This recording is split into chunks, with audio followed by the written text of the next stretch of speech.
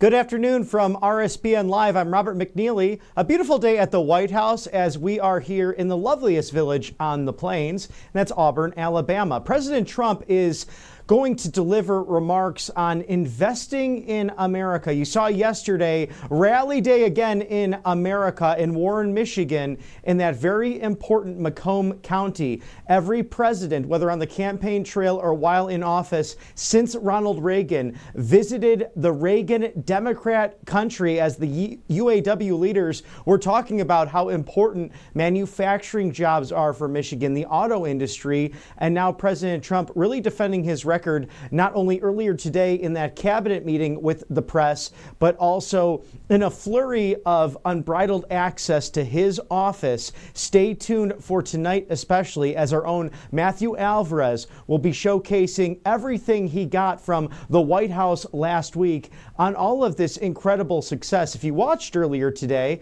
President Trump said that he has been with many different groups throughout his career, many different people, some outstanding, some not so much. And we know that especially from the Apprentice days. He said quite simply, this cabinet is impressive. He is impressed. And that's not an easy compliment to get from a man who dominated in the business world, whether it be hotels or hospitality or golf and entertainment. Not an easy person to please, but once you get his admiration, watch out. And it's through the hard work and the blood, sweat, and tears of this administration, 100 plus days now in office, truly making America great again. And thank you to our sponsors who help showcase all of this unbridled access for you or the American people when it comes to the America First agenda.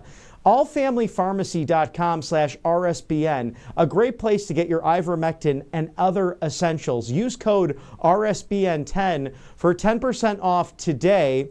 And imagine needing a medication as serious as these and being told you cannot have it. Not because it's out of stock, but because someone does not want you to have it. Well, this is why allfamilypharmacy.com/RSBN exists. They have antibiotics. They have 200 essential medications. They have ivermectin. They have things that will keep your family safe. If the pharmacy is closed late on a Sunday night and there's an emergency and you need something from over the counter, keep your medicine cabinet stocked. The best way to do that, allfamilypharmacy.com/RSBN. They will take care of you and watch out for you. And we are grateful for their sponsorship here at Right Side Broadcasting Network Live. Kalshi.com/RSBN, a great place to find out the answers to questions like who will be the first to leave the Trump cabinet. So people taking bets on that now. Right now, I can't imagine anyone leaving this cabinet, but you see those great names up there from Pete Hegseth to Howard Lutnick and Scott Bessent, Marco Rubio as well. Perhaps the finest Secretary of State we've ever had. But we can also answer those questions to international elections, like who will be the Canadian Prime Minister. And we know what happened there with Mr. Mark Carney, President Trump saying he had a good discussion with him over the phone and that he is quite a gentleman. So we look forward to that budding relationship. Scan the QR code now, trade live. Take those bets and go to kalshi.com/RSBN for everything in politics, culture, sports that can affect you and your wallet. So thank you to Kalshi for sponsoring us here at Right Side Broadcasting Network Live. And as President Trump prepares to make those remarks on investing in America, the White House has released a list of what he has exactly done investing in America these last 100 days. President Donald Trump has secured $5 trillion in new U.S.-based investments in the first 100 days back in the Oval Office, which will create more than 451,000 new jobs as he sets the stage for a new era of American prosperity, from advanced manufacturing to cutting edge artificial intelligence.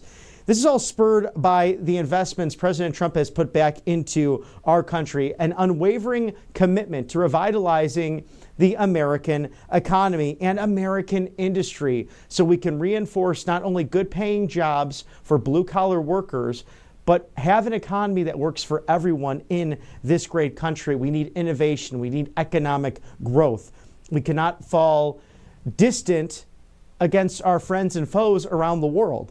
IBM announced a $150 billion investment over the next 5 years in the U.S.-based growth and manufacturing operations.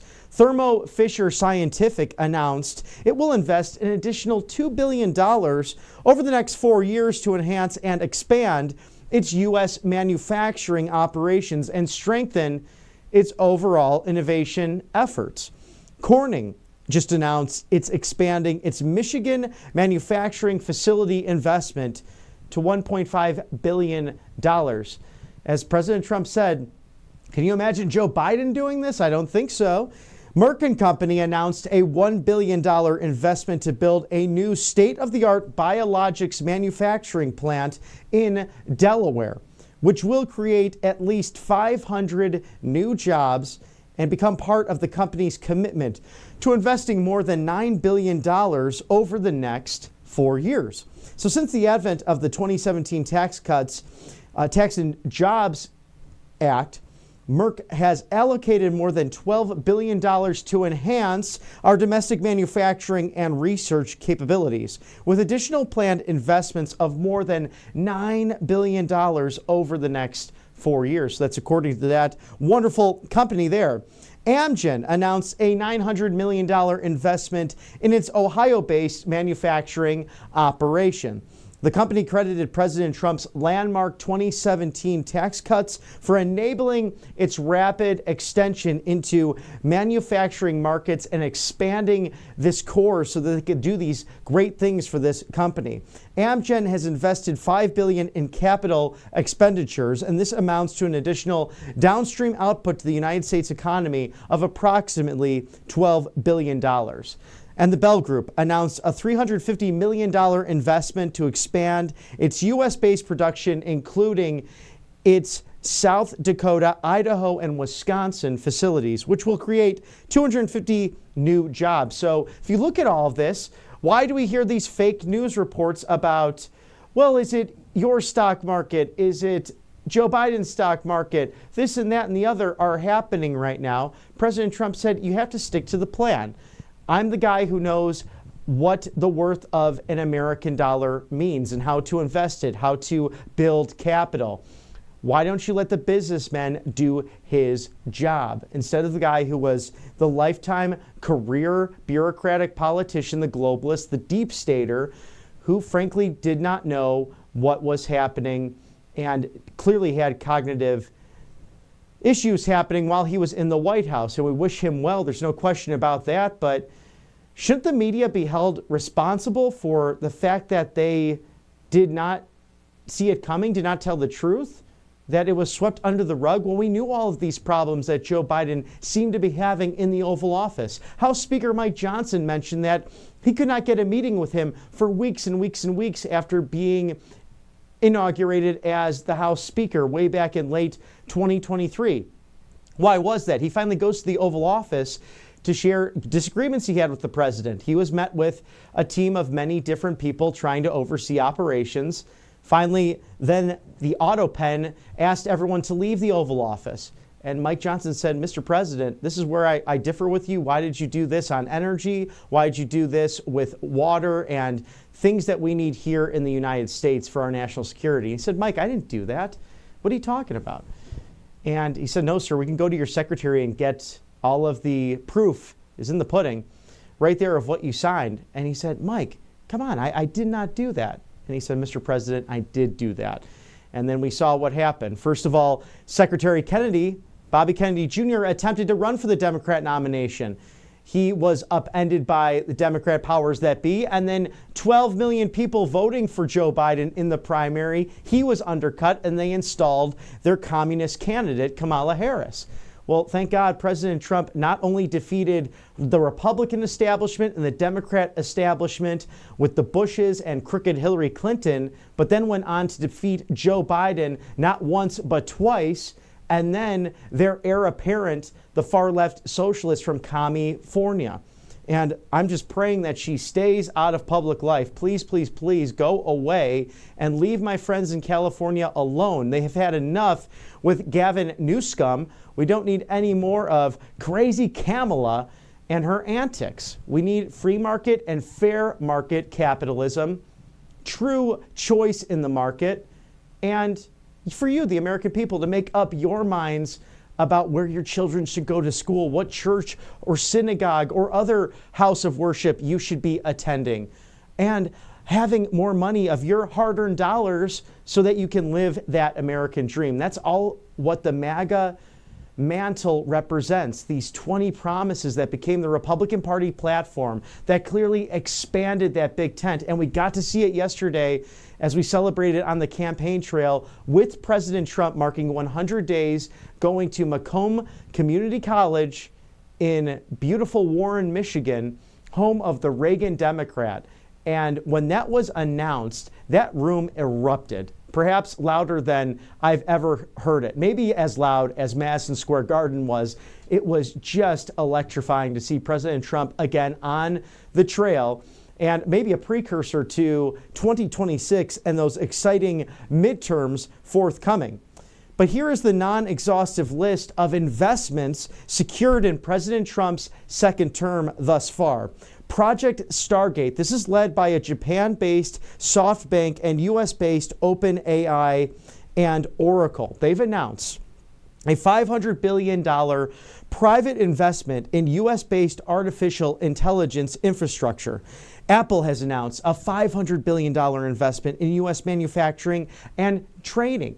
Yesterday, President Trump mentioned NVIDIA, his great friends over at that wonderful company. They're a global chip-making giant. They announced it will invest $500 billion in US-based AI infrastructure over the next 4 years. And we know how important that was when Vice President J.D. Vance went overseas for his first foreign diplomacy trip, and that was in Paris, France, for the AI convention. And he mentioned there, along meeting with President Emmanuel Macron of France, that we should not fear artificial intelligence. Let's bolster it, let's harness it, and let's use it for good, especially as it's led by the United States.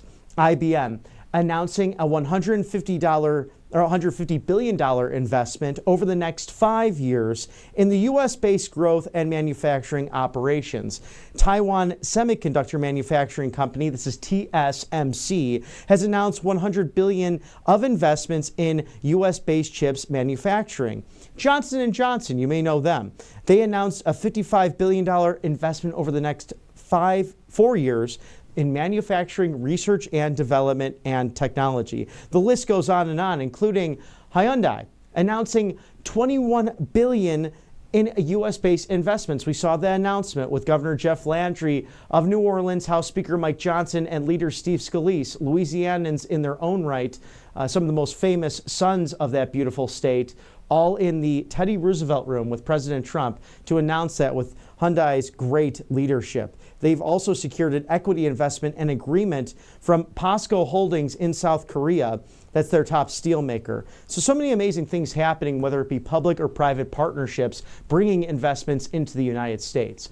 Thank you to our sponsors here at Right Side Broadcasting Network Live, Angelpaste.com. Experience that miracle today, whether it's the vitamin B miracle cream that turns your dry skin into glowing, relaxing, attractive, beautiful skin, or their immunity booster with vitamin C properties in that. It's their orange option. They also have a facial spray and also Manly Man line. So guys, don't fear any of this miracle cream. It's for you too. So experience the miracle today at angelpaste.com. Christian owned. They hire veterans as well. They make that a priority in the beautiful suburb of Houston, Texas, known as Spring, Texas, just off of the Gulf of America. Angelpaste.com. Thank you for sponsoring us here at RSBN. If you're just joining now, there's a live shot of the White House. We're awaiting President Trump to deliver Investing in America remarks. And this 100 days in office week, the celebration, not only has been a media blitz for the administration, but also highlighting just all of the different successes that have been happening.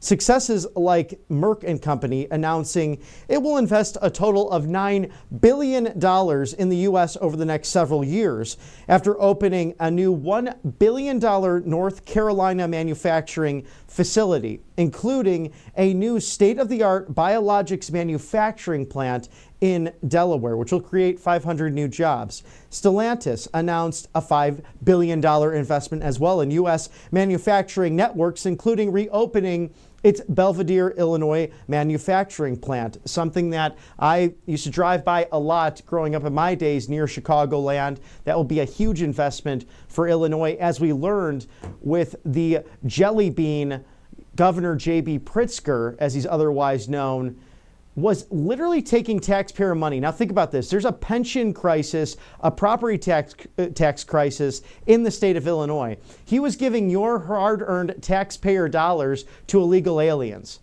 And that's even questionable if that was legal. No one is above the law. Over the past weekend, if you look back to Sunday in Manchester, New Hampshire, he was threatening Republicans, saying that they needed to learn a lesson or two. What kind of rhetoric is that when you want to unify this country? So maybe he should go back to his horse farm in Wisconsin that he allowed his daughter and his son and his wife to graze those beautiful plains as everyone else was locked down in Illinois during COVID. But I just feel bad for the horses that he owns. But I'll digress. I'll let you figure out why I feel bad about those horses being subjected to an owner like Jelly Bean Pritzker. But let me tell you, President Trump knows how to work on a bipartisan level. We saw it yesterday with Michigan's governor, Gretchen Whitmer, and the National Guard. All excited to see President Trump. We have 8,700 troops coming back to service because mandates are not a thing of the future. They're a thing of the autopen past. It's about meritocracy. It's about serving the country. And we've seen such an influx of recruitment. And we have that clip yesterday of President Trump addressing the Michigan National Guard. As Commander-in-Chief, I'm proud to announce that very soon we will replace the retiring A-10 Warthogs with 21 brand new F-15EX Eagle II fighter jets, the best in the world, fresh off the line.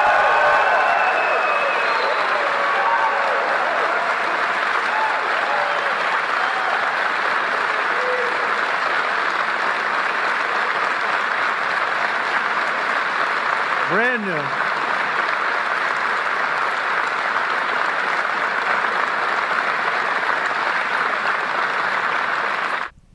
You could see it in the smiles of our service members. And look at this, a bipartisan event. Gretchen Whitmer, to her credit, welcoming President Trump on the tarmac coming off of Air Force One. They had a hug. He introduced her to speak at that event again. And that's the way it should be, regardless of political party. Both leaders really cutting a path together, although they disagree on most issues. This issue matters not only for American national security, but building, using U.S. steel, these beautiful planes, these beautiful maritime weapons so that we can protect our border. Because I think we take for granted that, oh, the Canadians, it's a peaceful nation. Yes, it is, but you need to watch the northern border as much as you do the southern border, because we had foreign terrorist organizations like the Mexican border cartels somehow get up north so that they could funnel that fentanyl through the border to the north. How in the world did they get up there? Well, it was under AutoPen. It was under Alejandro Mayorkas and Lloyd Austin and their failed so-called leadership. And quite frankly, they did it on purpose. Why? We have to ask them. They have not been forthcoming, especially under congressional testimony. But again, no one is above the law. So if you want to continue to usurp the authorities of the executive office of the president, or if you simply want to ignore the laws on hand, you're going to have trouble with that. And this president's been very clear about that and very forthright. Chobani, you might have heard of this great Greek yogurt company. It's a giant in the industry. They've announced a $1.2 billion investment to build its third U.S. dairy processing plant in New York State, the Empire State, which is expected to create more than 1,000 new full-time jobs, adding the company's earlier announcement that it will invest an additional $500 million to expand its Idaho manufacturing plant. A huge success. GE Aerospace has announced a $1 billion investment in manufacturing across 16 states, creating 5,000 new jobs. Amgen, we talked about their success earlier. Abbott Laboratories announcing a $500 million investment in its Illinois and Texas facilities. AIP Management, this is a European infrastructure management developer and investor. They've announced a $500 million investment to solar developer Silicon Ranch. And London-based Diageo announced a $415 million investment in a new Alabama plant. So a manufacturing facility that will make a massive difference for the American economy. Promises made, promises kept.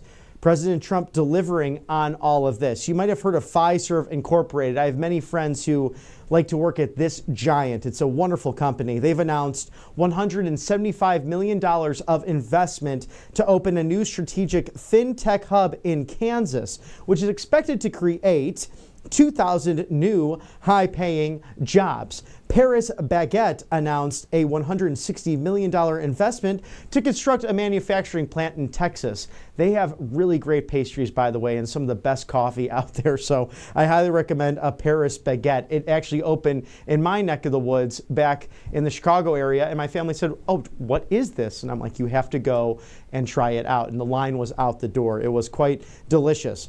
Toyota Motor Company announcing an $88 million investment to boost hybrid vehicle production at its West Virginia facility. This is securing employment for 2,000 workers at the facility. So again, this narrative of the globalists, the living predecessors to President Trump, who gutted the Midwest, who gutted the great states and the Great Lakes region that literally were the strong shoulders that built the incredible American economy that we've had in the past. It's revitalized again. The golden era is once again here because we had that back in the late 19th century with the tariffs that were used. We didn't have an income tax. We charged people coming from elsewhere for our goods, and we were exporting like never before. Even going back to World War II and after that, we were the exporting king of this great world. What happened? It was the progressive movement. It was the globalists. It was people that thought that these river communities along the Mississippi or towns along the Great Lakes that were once hubs for manufacturing and truly the capitals for the middle class, they completely betrayed them, whether Republican or Democrat. But this president focused on making America great again with these incredible investments. Such a long list, and it's exciting for this golden era as we celebrate not only yesterday, but today and into the future. We also have footage from Caroline Leavitt, the White House press secretary, hosting the new media press briefing. You know how they have been so great, this White House, so open to all media, but also welcoming in these new voices who are getting this unbridled access to the administration so that you, the American people, can see the transparency in real time. This is truly the most transparent administration in history. The amount of press conferences, the questions asked, we see it every day. The press gaggles that President Trump does from the Oval Office to Marine One, Air Force One, and just about everywhere in between. This is an exciting time to be in the media, and we have this here for you, Caroline Leavitt with the new media.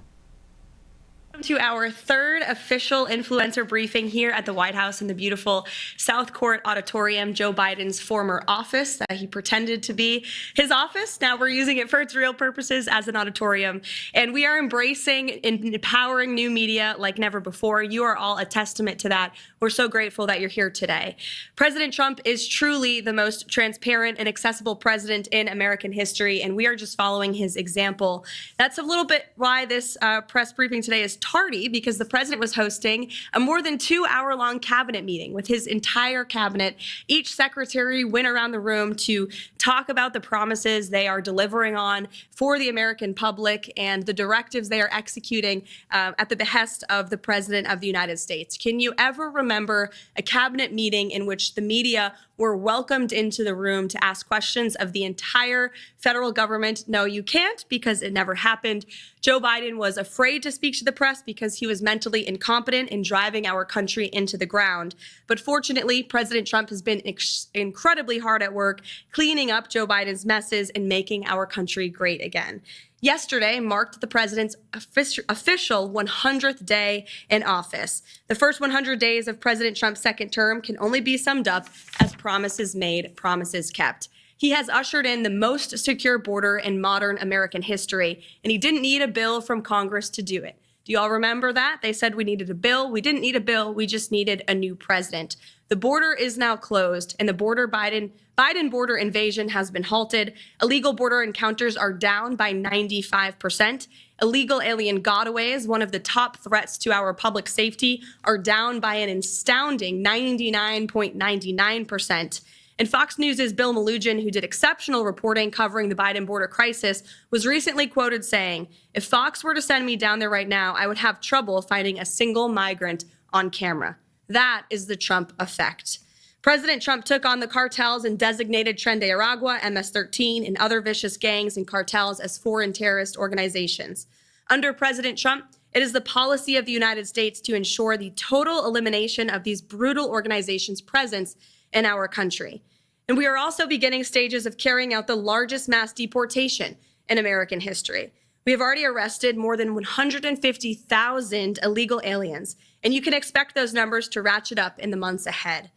On the economy, President Trump is rebuilding the greatest economy in the world once again. Since day one, he has focused on defeating inflation, bringing down the cost of living, and making the United States the best place in the world to do business, invest, create jobs, and innovate. The president later this afternoon in the East Room of the White House will be joined by CEOs from around the world who have committed trillions of dollars in investments right here in the United States of America.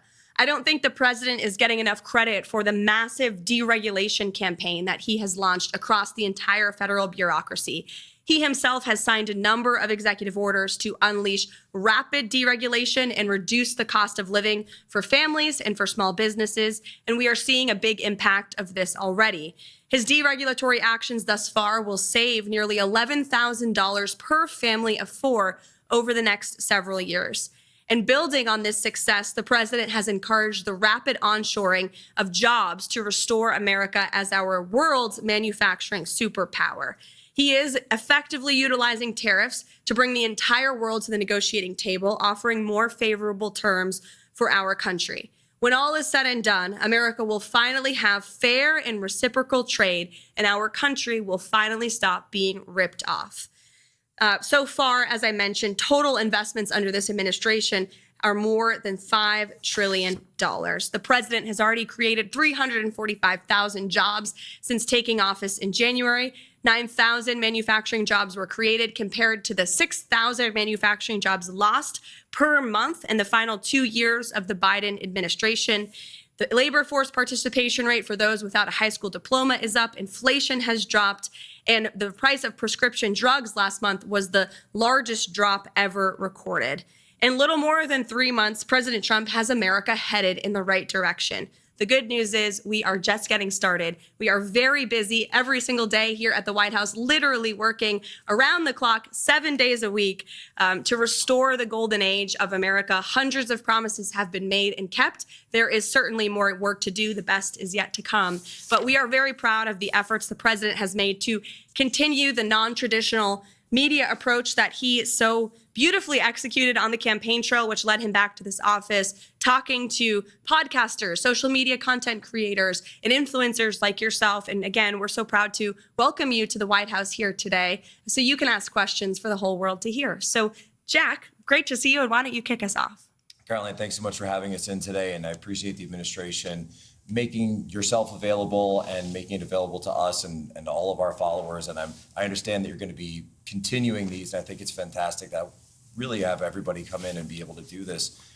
One of the things that's been troubling me and has actually even affected me over the last 24 hours is the rise of violence that we've seen from elements of the far left.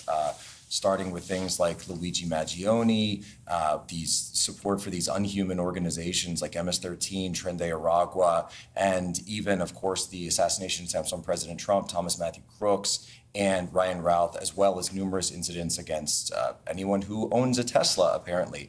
You don't really see the Democrats opposing these things. You see them in many cases either co-signing it or giving a wink and nod to it at the same time that they will be demanding that we follow due process for anyone who actually is a hardened criminal or some of the worst of the worst. What is the administration doing, DOJ-wise or FBI-wise, to combat this rise in violence that we're seeing? It's a great question, Jack, and I absolutely agree with the premise of your question, which I usually don't when I take questions at a podium. But certainly you're right. We have seen a rise in political violence that stems from the left, dating back to the Black Lives Matter movement, which the left and the Democrats don't want to talk about much, but they burned down American cities. And the Biden administration did nothing to prosecute those who created that violence, oftentimes not just destroying businesses, but also lives and communities as well. You look at the rise of violence against the president himself and his supporters. You had 2 heinous assassination attempts from leftist lunatics, and the president is lucky and blessed to be here today because he was able to survive that political violence and those assassination attempts. Look at the recent attacks on Tesla, on Elon Musk's company. It's quite ironic because Democrats and leftists were the greatest fans of Tesla. Many Democrats drive Teslas to this very day, but then it's that their same party who is doing nothing to stop or condemn or discourage this violence from taking place. And in many cases, Democrat elected officials are actually inciting it and encouraging it. But that's not going to be allowed to happen anymore. The Attorney General was just in the cabinet room with the president and made it very clear to anyone who is inciting violence or participating in violence, you will be prosecuted to the fullest extent of the law. And no longer do we have a Justice Department that chooses prosecutions based on one's political affiliation. If you break the law, you will be held accountable for that.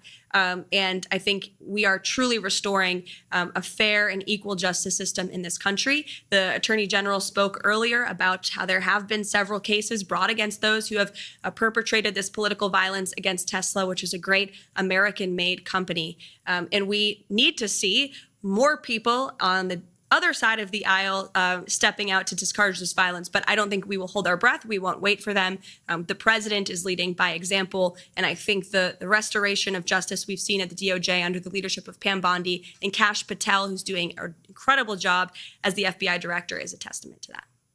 Thank you. Dom. Thank you. Thank you for giving me the honor to be able to ask a question and provide some transparency for the American people. Speaking of, I wanted to reference the election integrity. A lot of people in America are questioning if there's any possibility that we could see further investigations for anyone that could have violated our election integrity rights. And more importantly, so is there any possibility for names such as Barack Hussein Obama, Hillary Rodham Clinton to ever just possibly get investigated for any of these, questions from the American people, for any of the wrongdoings they might have done? Well, it's refreshing to actually hear a question on election integrity because the legacy media would never ask such a question. They're so out of touch with where the American people are on this issue. And Americans, you're absolutely right, want to have trust in our electoral system. Without free and fair elections, you cannot have a free and fair country. And President Trump has absolutely been a leader on this effort, talking about the irregularities we've seen in our elections, holding Democrats accountable for allowing illegal immigrants to participate in our elections. And he actually signed a recent executive order to protect the integrity of our elections. It will strengthen voter citizenship verification laws. It also directs the Attorney General to enter information sharing agreements with state election officials to identify cases of election fraud. So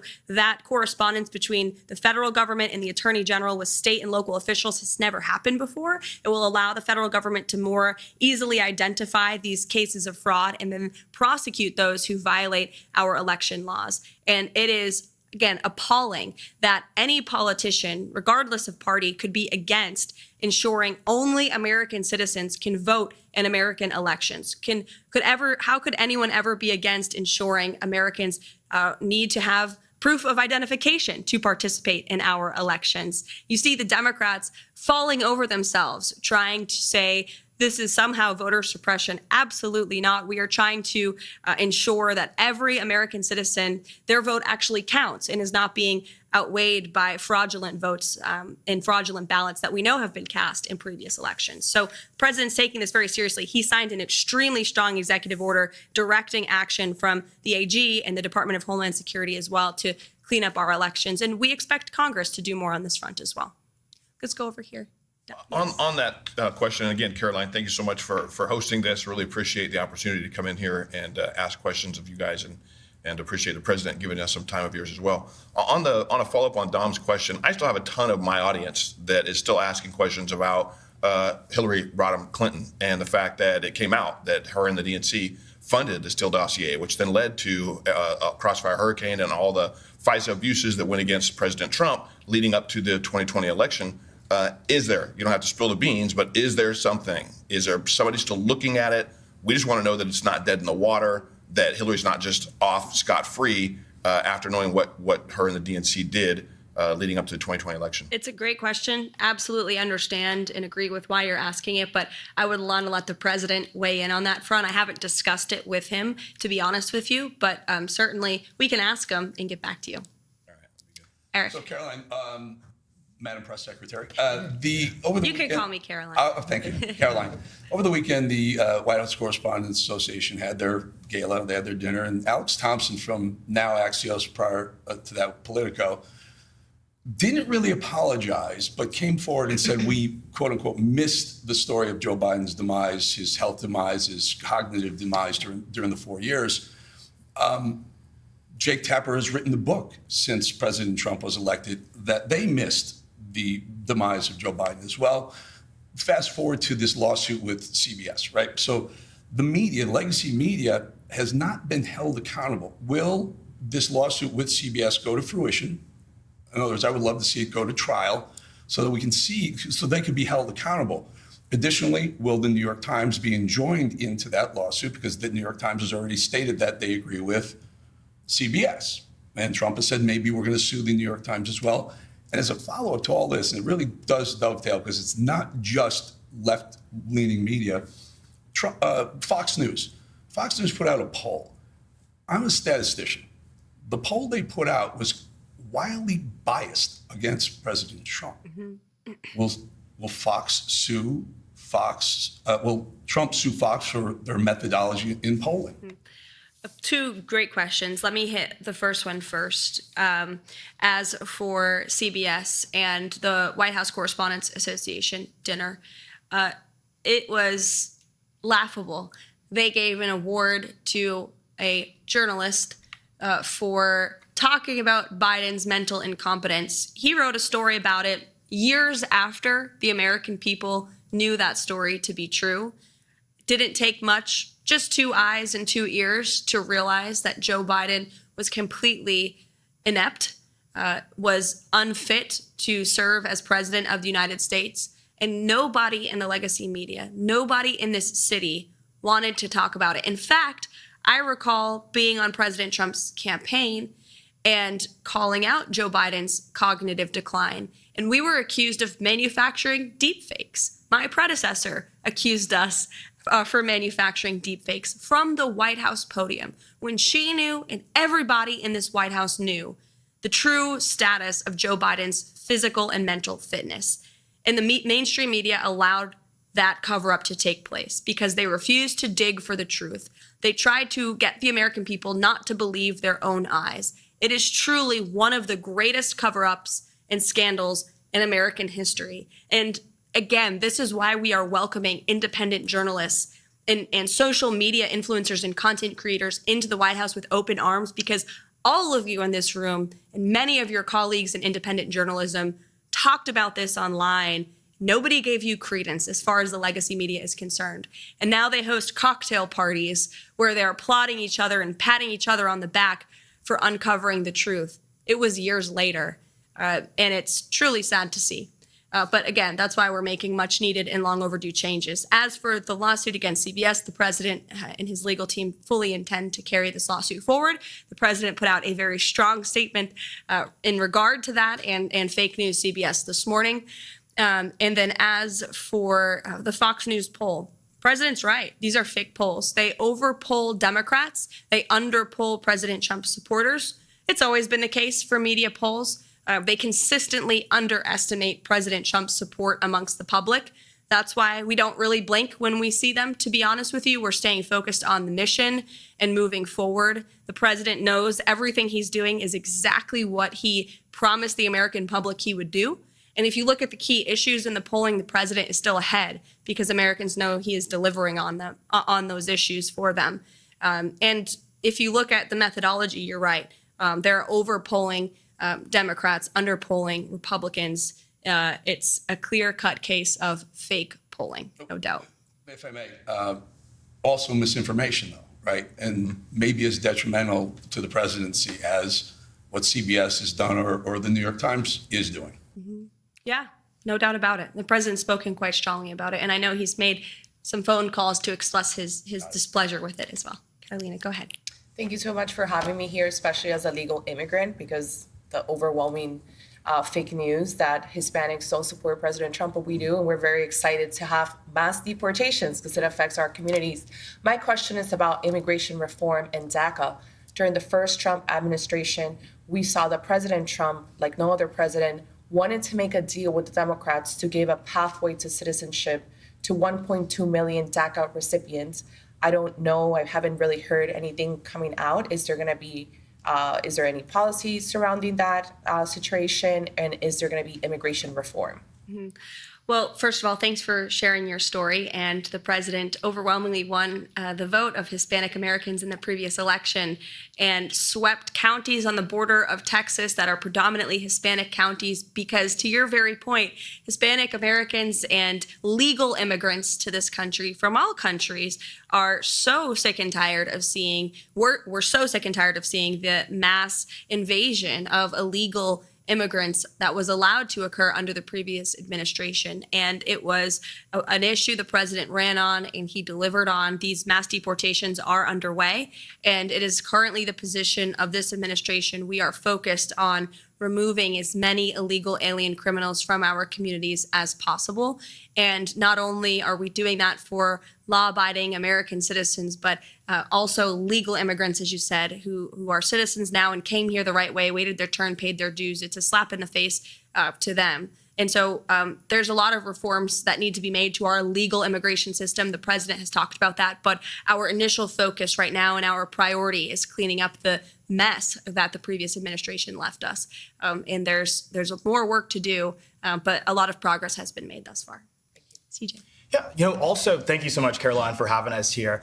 Also on the topic of immigration, not only do I think, the legal immigrant community welcomes what the president's doing, but also the Black community. So I would love to get your reaction to recent comments made by Simone Sanders, who said that people of color would be next in line for deportation under this president. Now, that was a revelation to me and probably many others in the Black community. Being a lifelong American, I'm not really sure where Tom Homan would send me other than my childhood home in Augusta, Georgia. But why do you think this fear-mongering is being directed at the Black community over the issue of immigration? And do you think it's offensive to conflate illegal aliens who are rapists, traffickers, and sexual abusers with law-abiding citizens in the Black community? It's absolutely insane, and it is racist what she is saying.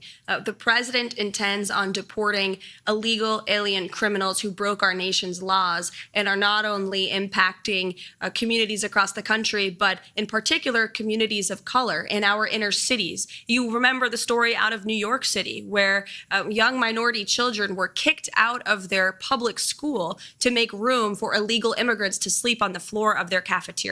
That is putting America last. Doesn't matter your race, your religion, or creed. If you are a law-abiding American citizen, President Trump is going to put you first. And shame on Simone Sanders for saying that. She knows better, but she's trying to fear people into dislike this president with lies. But I think the American public are much smarter than she believes that they are, and that's why they reelected President Trump.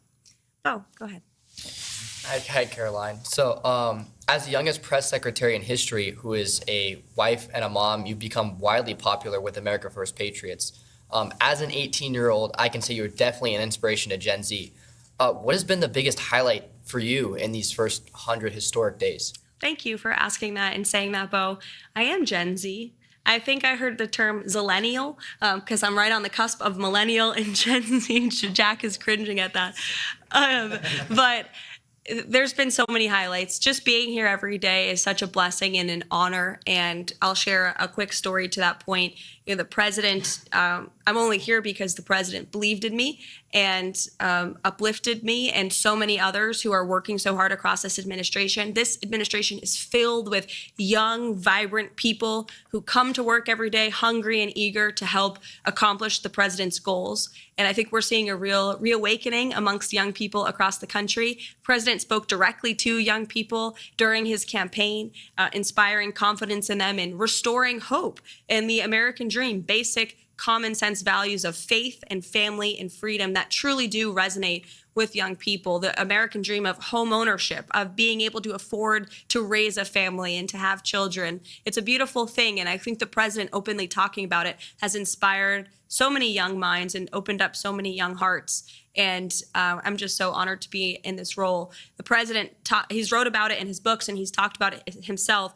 When he was in his 20s, he was building buildings in Manhattan. So certainly he believes in the strength and the ability of young Americans across the country, like yourself, here at the White House at just 18 years old. Thanks for being here. Into the back row. Thank you so much for having us here, Caroline. It underscores President Trump's transparency.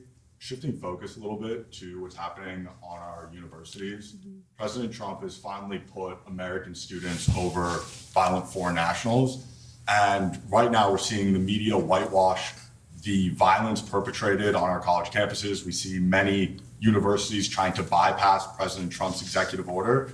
And my question is, how exactly does President Trump will make sure that these universities are being properly held accountable and violent foreign nationals who are taking over campus buildings are sent back home? Yeah, well, to Jack's earlier question about political violence, this is another form of political violence we've seen stem from the left with the pro-Hamas movement that took place on college campuses and universities. In fact, I recall being in a Manhattan courtroom during the Alvin Bragg case against President Trump in the midst of the campaign. And we were in that courthouse watching the television as these violent riots unfolded on the campus of Columbia University. And I remember the president watching the television saying, when we are back, we are going to fix this. This is ridiculous, and immediately directed his campaign staff at the time to insert it into the speeches and to make sure the American public knew he was not going to tolerate violence on our nation's college campuses and the illegal harassment against Jewish American students. He has taken incredibly strong position on this already. He has brought many of these colleges and universities to their knees by threatening their federal funding and in a few cases cutting federal funds. If you violate federal law, you will not receive federal funds under this administration. It's very simple. If you allow the illegal harassment and violence against students of any race or religion on your campus, you will not receive federal funding. You are violating Title VI, which is federal law. The president's made that very clear. And you've seen many of these colleges come to the table and admit their wrongdoing and apologize for it because they know they were wrong. Unfortunately, we didn't have a president at the time who was holding them accountable, who was completely silent as students were being targeted. As for the visas, same is true. The president and the Secretary of State, Marco Rubio, who's doing a tremendous job, have taken incredibly strong action on this as well. And Marco Rubio, as our Secretary of State, reserves the right to rescind visas from foreign nationals who have the privilege of studying on our nation's colleges and universities. And if you engage in illegal behavior, if you're engaging in activity that's contrary to our nation's foreign policy interests, then you will no longer have the privilege of coming and studying here.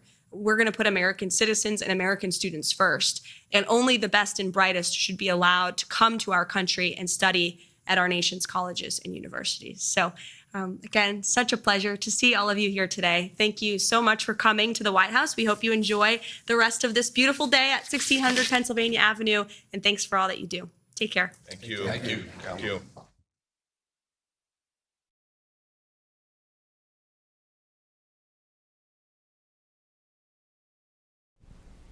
And all I can say is it's refreshing to see the new media in action. Several of those people I've known many, many years in my career, and they're good people, and they ask great questions. In fact, CJ Pearson and I both ran for Georgia state representative from different parts of the state last cycle. So working hard to get the truth out there for you, the American people, and this White House open and transparent. And to Bo London's question, how exciting is that? Because it is so true. Whether you're 18 years old or 81 years old or anywhere in between, if you're called for such a time as this, God will open those beautiful doors for you. And never let anyone say you're too young or you're too old or what have you. As Caroline mentioned there, how excellent is it that these committed patriots, these professionals, have a mission every day to go to that White House there at 1600 Pennsylvania Avenue to serve you, the American people, hungry to make America great again, now 100 plus days back in office.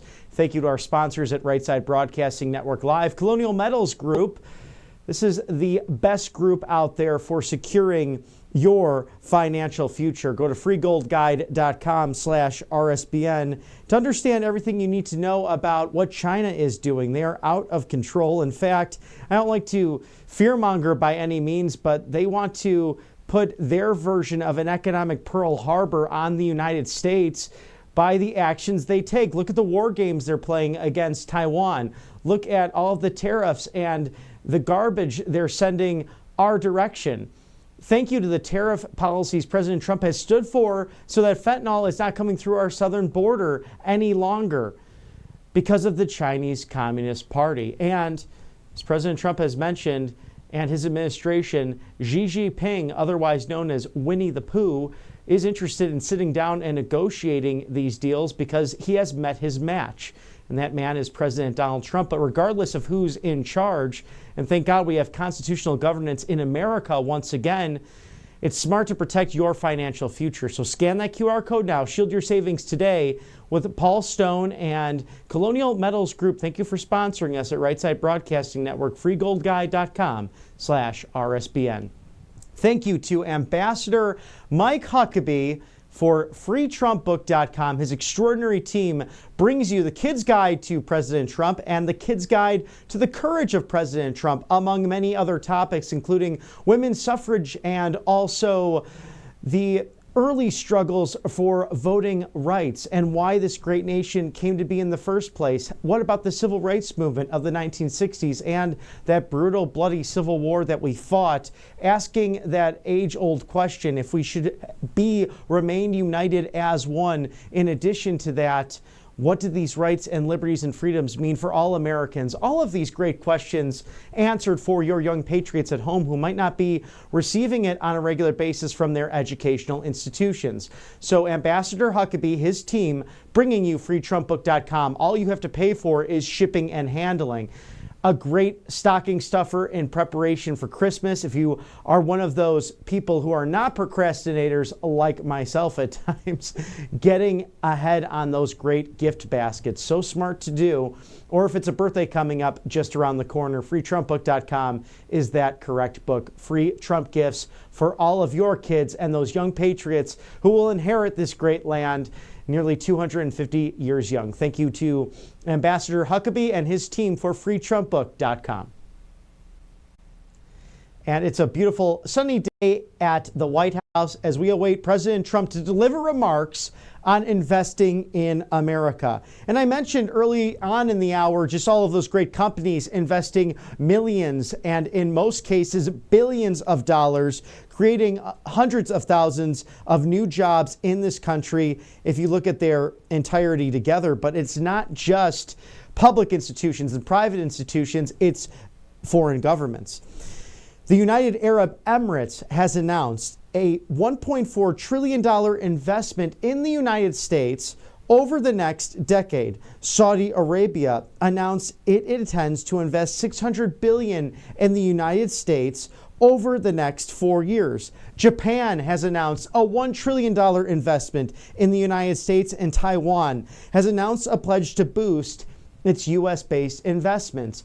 This is all fantastic. You have countless countries coming to the table, roughly 30 or so, especially given the new tariff negotiations, to come to the table and get this done with this new administration.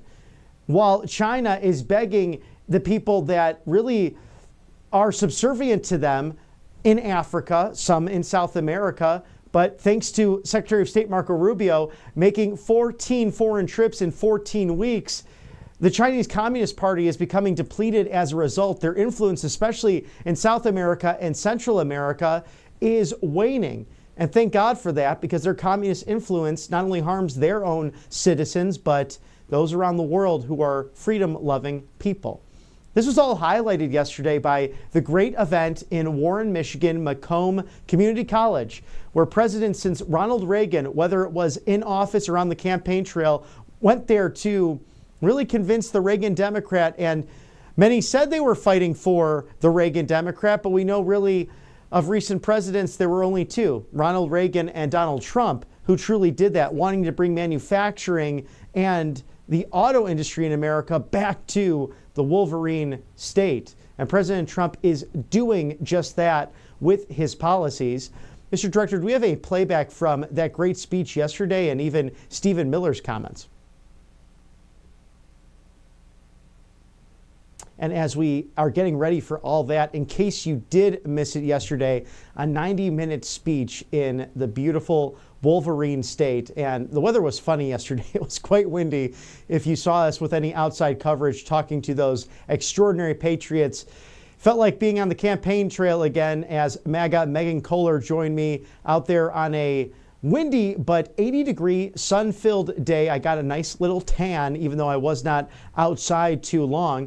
But it was enjoyable to be again with many media colleagues on the risers and great patriots like you watching RSBN to enjoy a celebration. It felt like being back on the campaign trail, and we wouldn't have it any other way here at Right Side Broadcasting Network. We'll play back some of that wonderful speech from yesterday right now. This is the best, they say, 100-day start of any president in history, and everyone is saying it. We've just gotten started. You haven't even seen anything yet. It's all just kicking in. And week by week, we're ending illegal immigration. We're taking back our jobs and protecting our great American auto workers and all of our workers, frankly. We're protecting. After years of leaders who sent your money to defend the borders of distant foreign nations, that's what we did. We'd fight for other nations, but not for ourselves. You finally have a president who is defending our borders and our nation.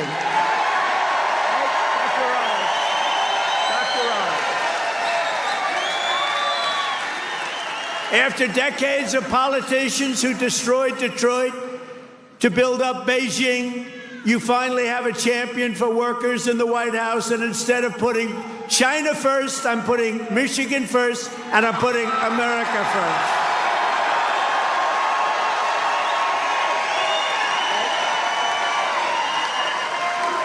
After a lifetime of unelected bureaucrats stealing your paychecks, attacking your values, and trampling your freedoms, we are stopping their gravy train, ending their power trip, and telling thousands of corrupt, incompetent, and unnecessary deep state bureaucrats, you're fired. Get the hell out of here. You're fired. Get out of here.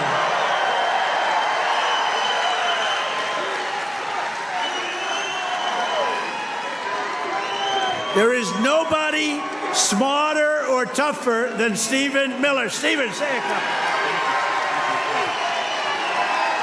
Who's enjoying 100 golden days of America?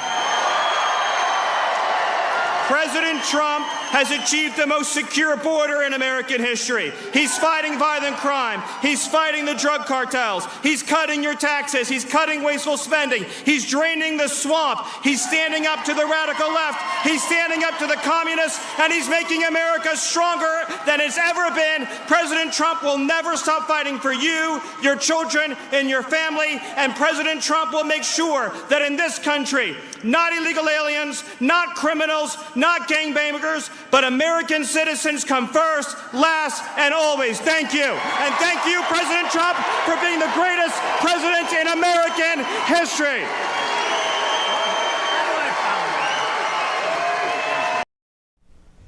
And I can tell you, we were smiling ear to ear yesterday. What a great line, getting rid of their gravy train, as President Trump said. And it's about damn time because, as he put it, they destroyed Detroit and built up Beijing. So to hell with the globalists, to hell with the Communist Party and the Marxists and the perverts. And thank you for warriors like Stephen Miller who have stood up, taking the slings and arrows, fighting for the American middle class and common sense. Peter Navarro could be added to that list, along with the great patriots who were in attendance yesterday, whether it was Margot Martin or Pete Hegseth, the great leaders at the Michigan House Speaker, also John James, the great congressman, fighting so hard for the people of Michigan and literally running into the event with about 15 minutes to go because he was voting on that big, beautiful bill, as President Trump said. We should call it that. That's the reconciliation package that the House is working on. So go, go, go. House Speaker Mike Johnson, keep it up and get it done for the American people from the legislative side of this MAGA agenda. Because if you don't, we'll throw you out of office, just like President Trump said yesterday. It doesn't matter if it's Republican or Democrat. If you're against the America First agenda, you're against the American people. And that's what you could hear yesterday. It wasn't Republican and Democrat. And I know I sound like a broken record sometimes talking about it, but we the people versus the globalists, versus the bureaucrats, versus the slobs and the communists who want to destroy this country at the expense of simply becoming rich for themselves. It's never enough. It's the gravy train that's been stopped by this MAGA moment that is truly a golden era in American politics. And President Trump, truly on a mission. We could see it yesterday, the energy. He loves being in that room with his supporters, and we saw many of the regular attendees, Mr. Bricksuit to the front row Joes, of course, Mr. Mike Lindell in attendance as well. We love our MAGA family and the great patriots who are fighting so hard on a regular basis each and every day to make this country healthy again, wealthy again, safe and strong again, and ultimately great again. As President Trump will deliver Investing in America remarks from the beautiful hall on the north side. As you enter that portico, you can see that north door there. President Trump will be in that hall speaking on the investments in America in this golden age. And the only way these investments could once again happen are really for two reasons, although you have many facets of this great cabinet working on complex issues. It's securing the border as he did, and it's also implementing tariffs to bring wealth back to this great country. Thank you to our sponsors here at Right Side Broadcasting Network Live. All Family Pharmacy. Imagine needing a medication and you can't get it. Not because someone doesn't have it, but because they don't want you to have it. How insidious of Big Pharma. That's why allfamilypharmacy.com exists.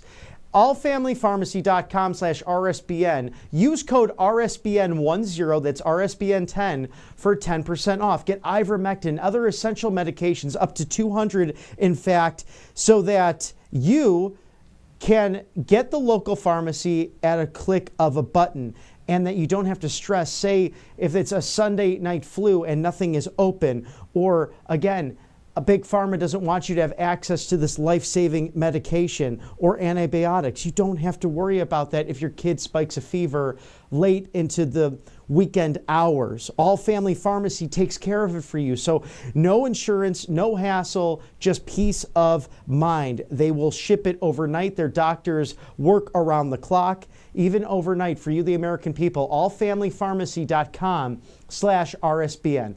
Code RSBN10 for 10% off. Thank you for sponsoring us here at Right Side Broadcasting Network Live.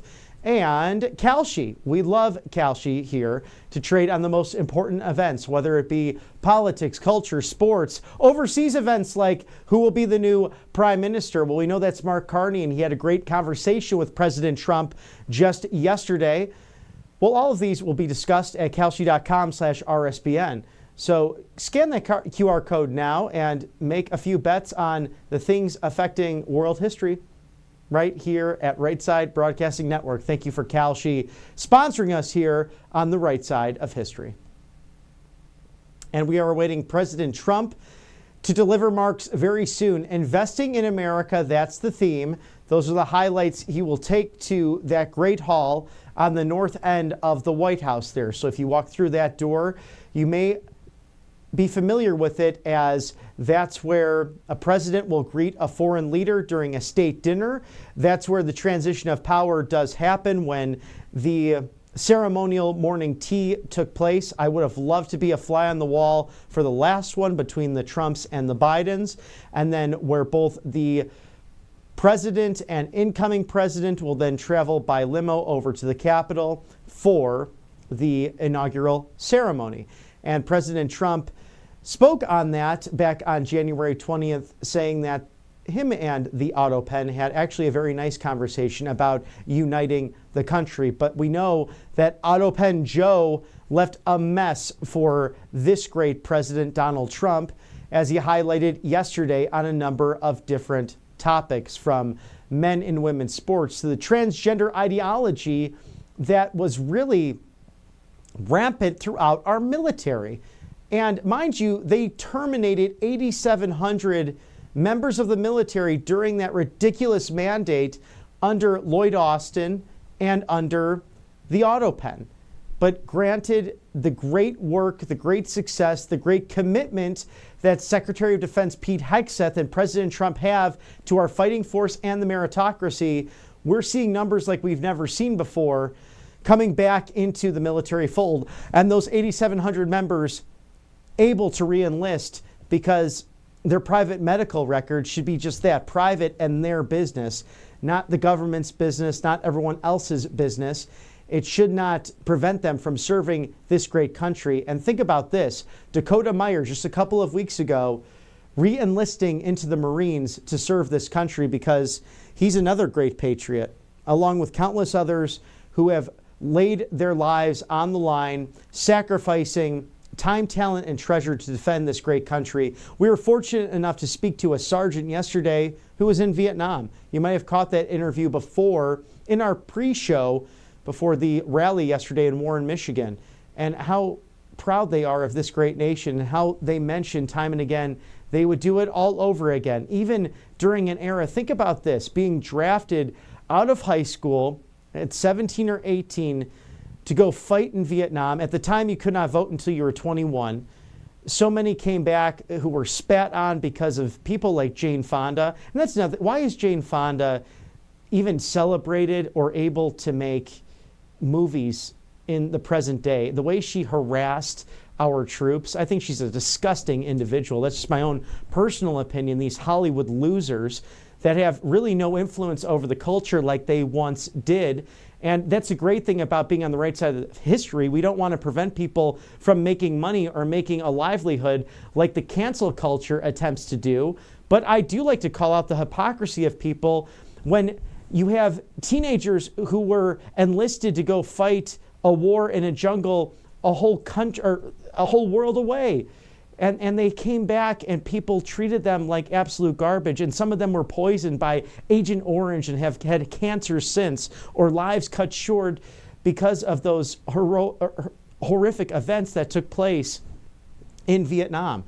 What other nation, what other civilization has gone into foreign lands, and especially since the Great War and World War II, and fought for the freedom of other people and then handed that land back to the people of that native country?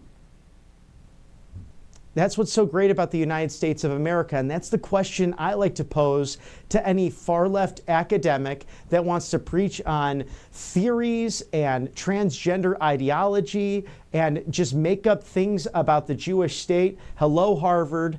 You have a $53 billion endowment, yet you still feel like you need $2 billion of taxpayer money to push your agenda while you treat Jews on your campus as less than human. It's a disgusting practice, and it needs to change. And because of this common sense, MAGA, America First movement, that is happening thanks to your mandate that we celebrated yesterday. And on the right side of the history on this network, we celebrate it, quite frankly, every day making America great again in real time in this golden era. And it was those 20 promises made, promises kept, that President Trump delivered and built out in a campaign theme that was unlike any other, the greatest political comeback in modern American history. Only one other person was able to come back and serve a second non-consecutive term. That was Grover Cleveland of Ohio, a Democrat.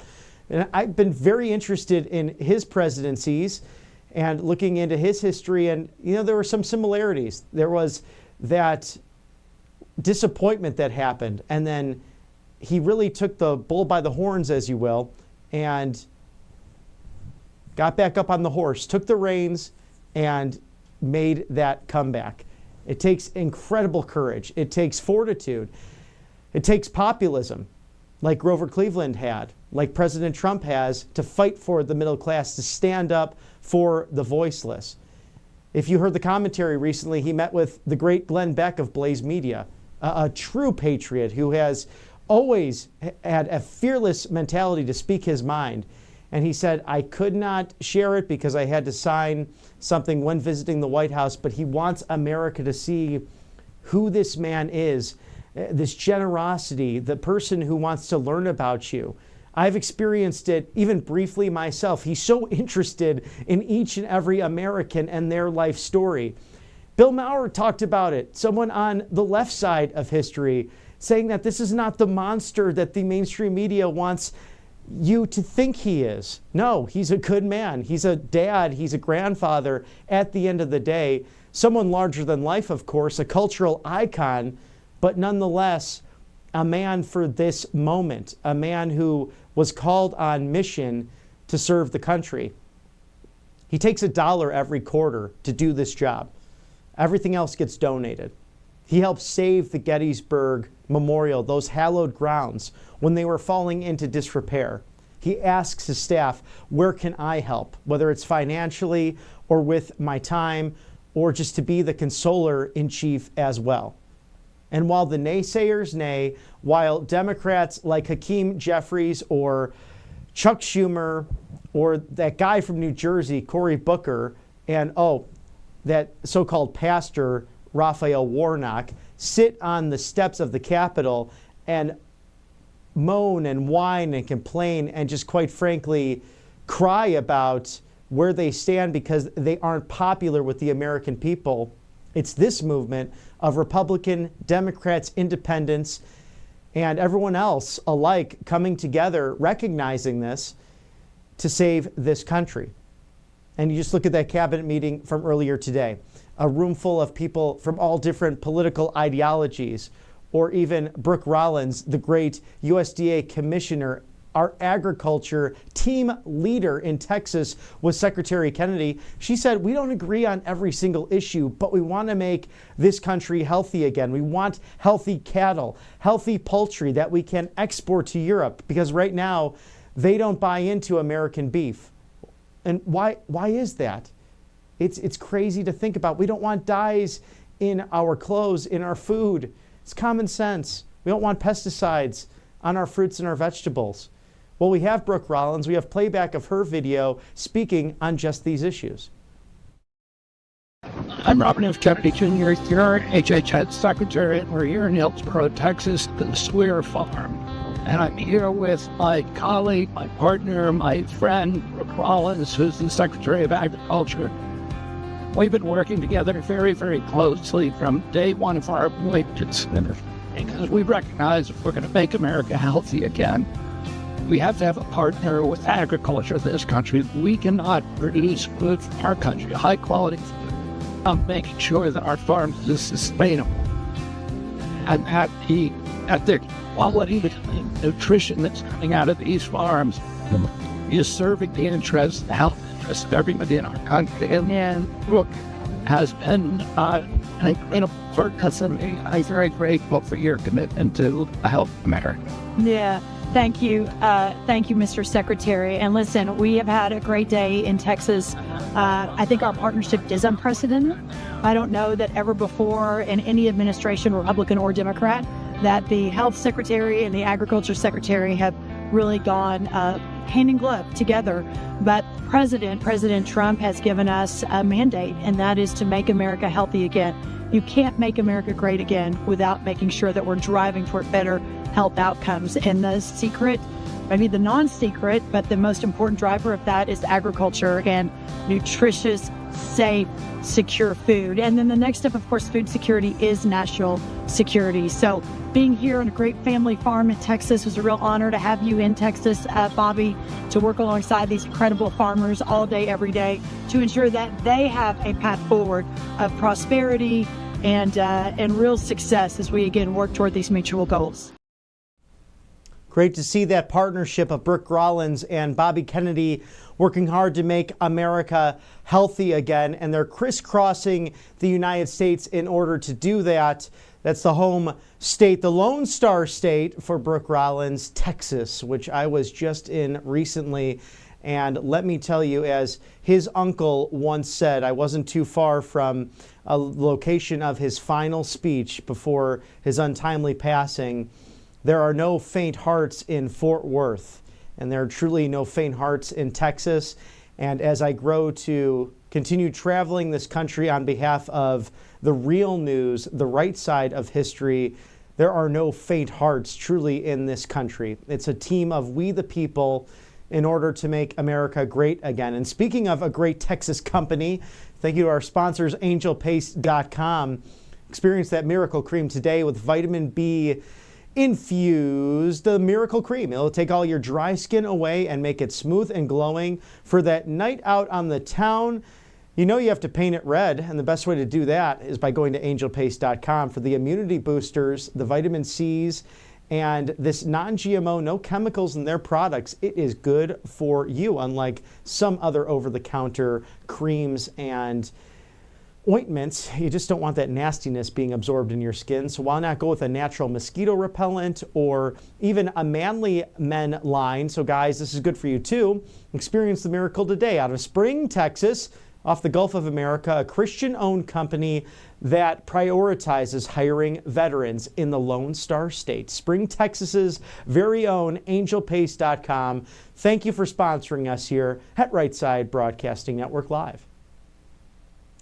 And we are awaiting President Trump to deliver remarks on investing in America. And we have been seeing that over the course of 100 days plus. This administration focused on making America wealthy again, using tariffs, and the proof is in the pudding. Look at how many different countries coming to the table begging President Trump to renegotiate different terms and policies. So as he said on Truth Social, this is the AutoPen stock market that might be going up and down a bit, but stick to the plan and watch the incredible success of the American economy once it's unleashed. It's very similar going back to the troubles, the economic woes that former President Jimmy Carter put us in back during the Great Recession of the late 70s into the early 80s. And President Reagan saying, just wait, just wait, just wait, hang on. And it unleashed, it flourished. And we saw free and fair capitalism really work for everyone throughout the United States. It was Reaganomics, as they like to put it. Well, the left says something like trickle-down economics, claiming that it's somehow evil for you to make more or keep more of your hard-earned money and then have the ability to make more of that money as well. Because we know in the first term, President Trump as well, no matter if you were in whatever class you were in, whatever the demographic background, you were making more money on average. It's just a fact of what happened from the Tax Cuts and Jobs Act. Bringing the corporate tax rates, they were all the way up at 35% at one point of under the living former presidents, both Republican and Democrat. President Trump bringing that down to 21%. Scott Bessent, the Treasury Secretary, speaking on that this week, that he wants to bring those down even further to 15%. And to really implement no tax on tips, no tax on overtime, no tax on you, the hard American workers. And that's going to be popular in places like Nevada that voted for President Trump as a service-based industry leader in hospitality, because your servers, your bartenders, those in the hospitality realm, they really rely on those tips. And that's why when you do go out to eat, when you go out to enjoy a night on the town, be mindful of that. Tip handsomely. Of course, it needs to be about meritocracy. As President Trump says, he always based his system on, did he have a great time? Was the service outstanding? You get a higher tip. If not so much, you get a lower tip. But that's why the salespeople go out there and do that. It's a sales role to say be a server at a steakhouse or out there in the hotel industry to make your stay comfortable and enjoyable. And it should be compensated because in a lot of cases they're pooling tips and then those earnings are taxable. And that's why President Trump does not want taxes on those industries. He knows this well. He's from the whole hospitality industry, the hotel business, the golf industry, things so hard to accomplish as he changed American skylines and world skylines. Imagine New York City, Chicago, Illinois, Las Vegas, Nevada, without the Trump Towers that are so iconic as you fly into these beautiful cities, as you go enjoy their rooftop delicious lounges or the beautiful rebar overlooking the Chicago River. I highly recommend it because it's actually a lot of fun. Back in the day, the young Republicans would go and have a cocktail or two and enjoy the beautiful nightlife because there were plenty of woke crazies in the city of Chicago who did not want to attend, but we would always make sure to spend a lovely time in beautiful rebar on the second level of the Trump Tower. So if you want first-class hospitality, you know where to go. It's a Trump Tower, or even to that Trump Tower right there, the White House, the People's House, a beautiful museum, a workplace, a residence for the first family. And how awesome is it that just last week, President Trump on the grounds and the press pool going over to him, asking him, Mr. President, what are you doing? Oh, I'm just looking at the grounds. We're going to put 2 more flagpoles at the White House and put 2 big beautiful American flags up, just like he has at the southern White House of Mar-a-Lago in Florida. So we are very excited to see just all of the different changes, his stamp of approval on these hallowed grounds at 1600 Pennsylvania Avenue. The Oval Office has never looked better, whether it's behind the Resolute desk or the ornate gold and the new design of Air Force One on the table, or the 20 former presidents and leaders who helped shape this nation, whether it's General George Washington, his rightful place over the mantle again in his general regalia, the father of this country, our first president, rightfully so over that mantle. To his right would be FDR over where President Trump enters from his personal staff secretary's entrance there. Off to that, just outside the Oval Office, the mugshot in Fulton County, Georgia, with Fannie Willis and her disgusting operation there. Maybe she should be paying more attention to actually fighting crime in Fulton County, Georgia, and not perpetuating and abusing her office and the lawfare she has used along with other rogue DAs against this president. Or how about Ronald Reagan's portrait that you see on a regular basis as he swears in some of the greatest people who have ever served in this administration.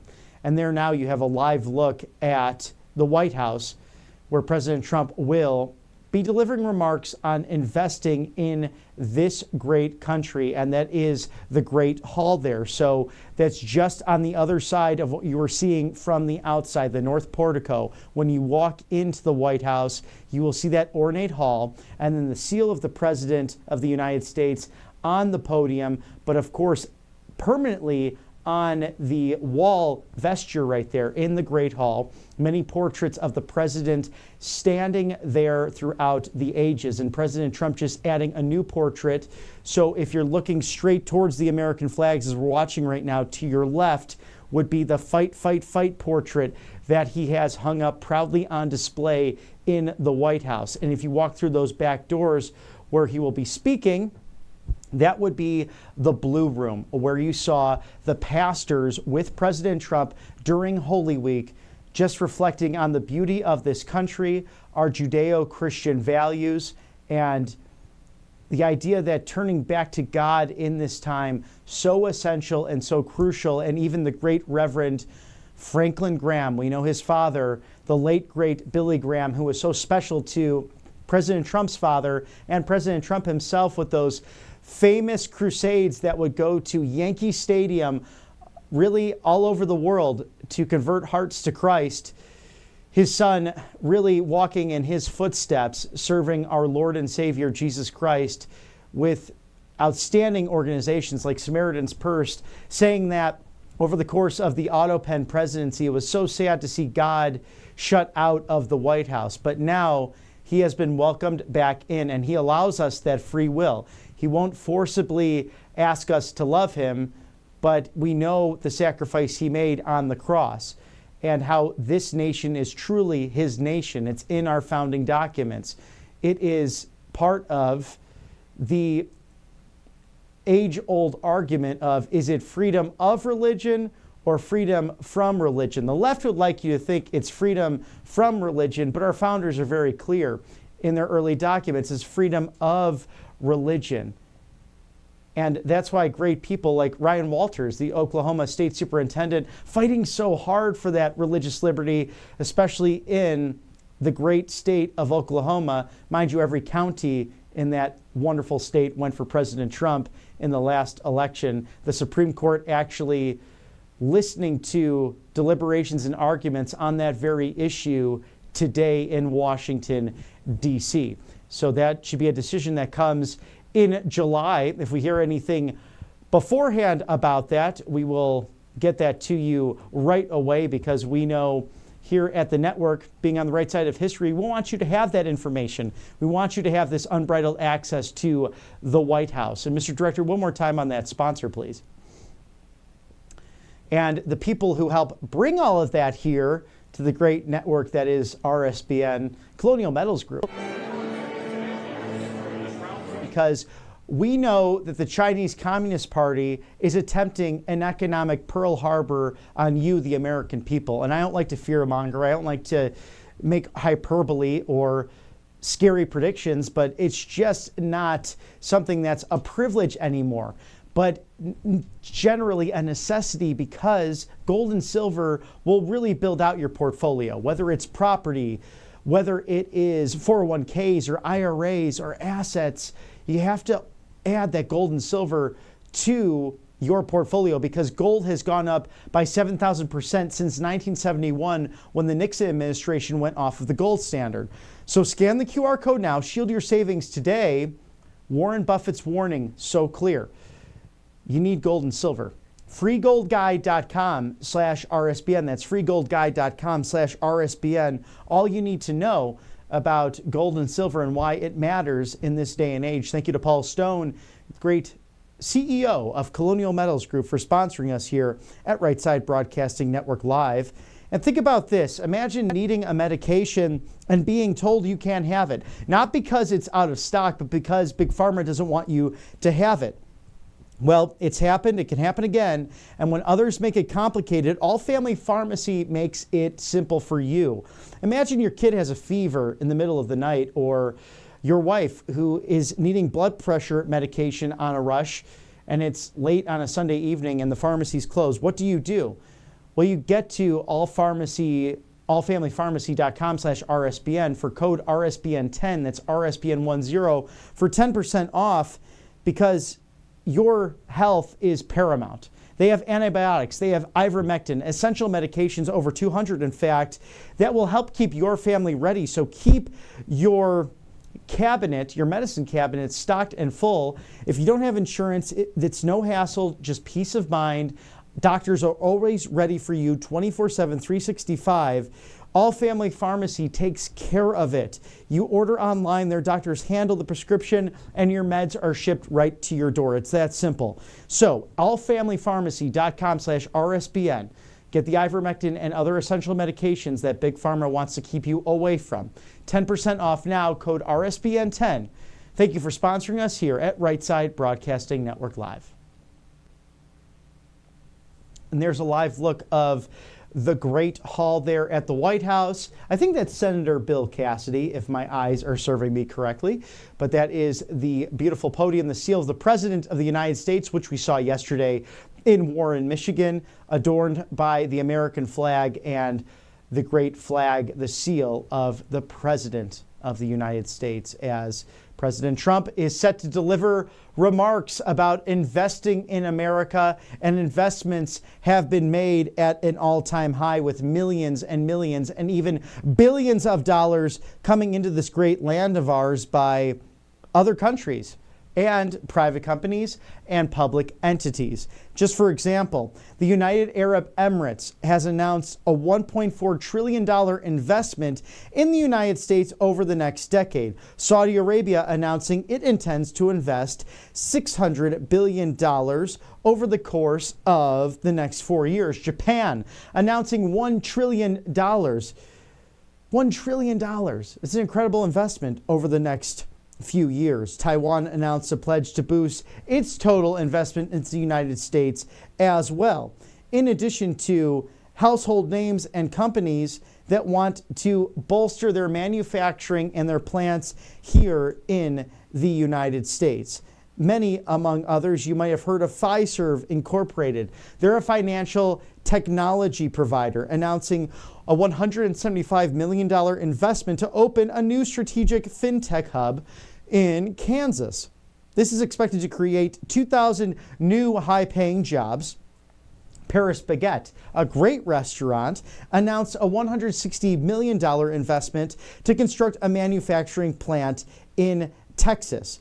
We have Hyundai, their $21 billion investment. You might have remembered that announcement with Governor Jeff Landry, House Speaker Mike Johnson, Steve Scalise, the House leader, majority leader, in fact, all from the great state of Louisiana.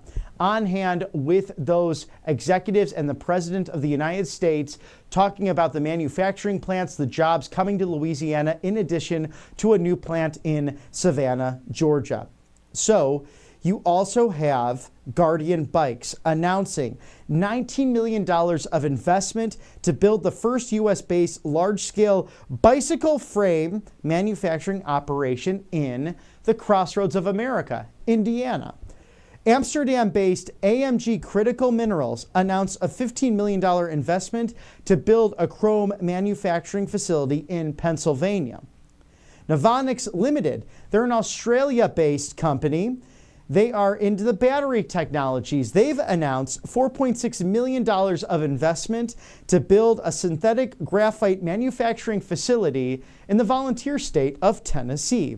LGM Pharma announced a $6 million investment to expand its manufacturing facility in Rosenberg, Texas. Vidar Incorporated, a defense optical equipment manufacturer, has announced $2.69 million in investments to open a new facility in the Commonwealth of Virginia.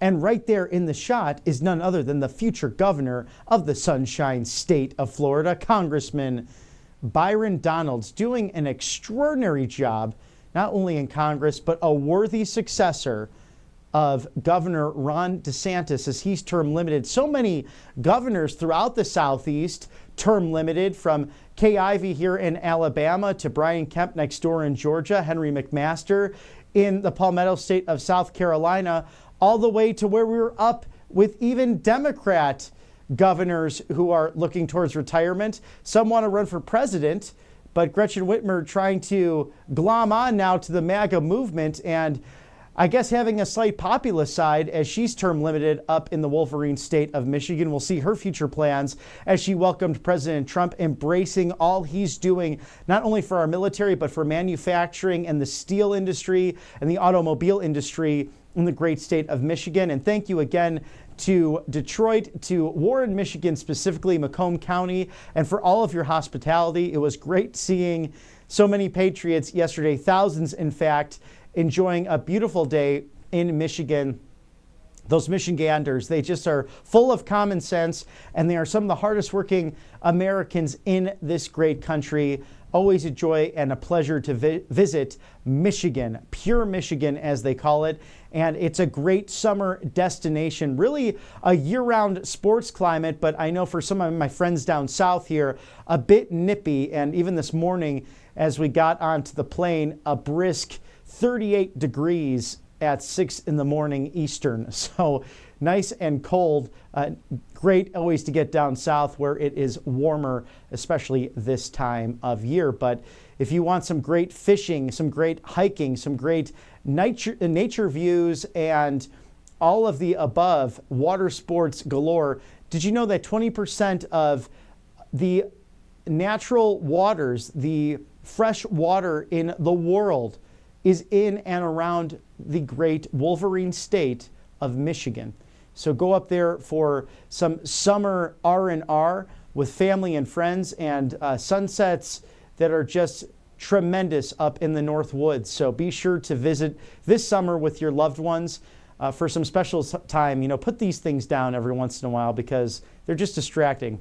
You don't need them when you're on a beautiful vacation, enjoying nature and enjoying God's country and the glory He's bestowed upon us. I often think about, those beautiful manuscripts that are in the Oval Office, the original manuscripts of Lewis and Clark. Of course, Sacagawea on the trip with them, going into the western frontier.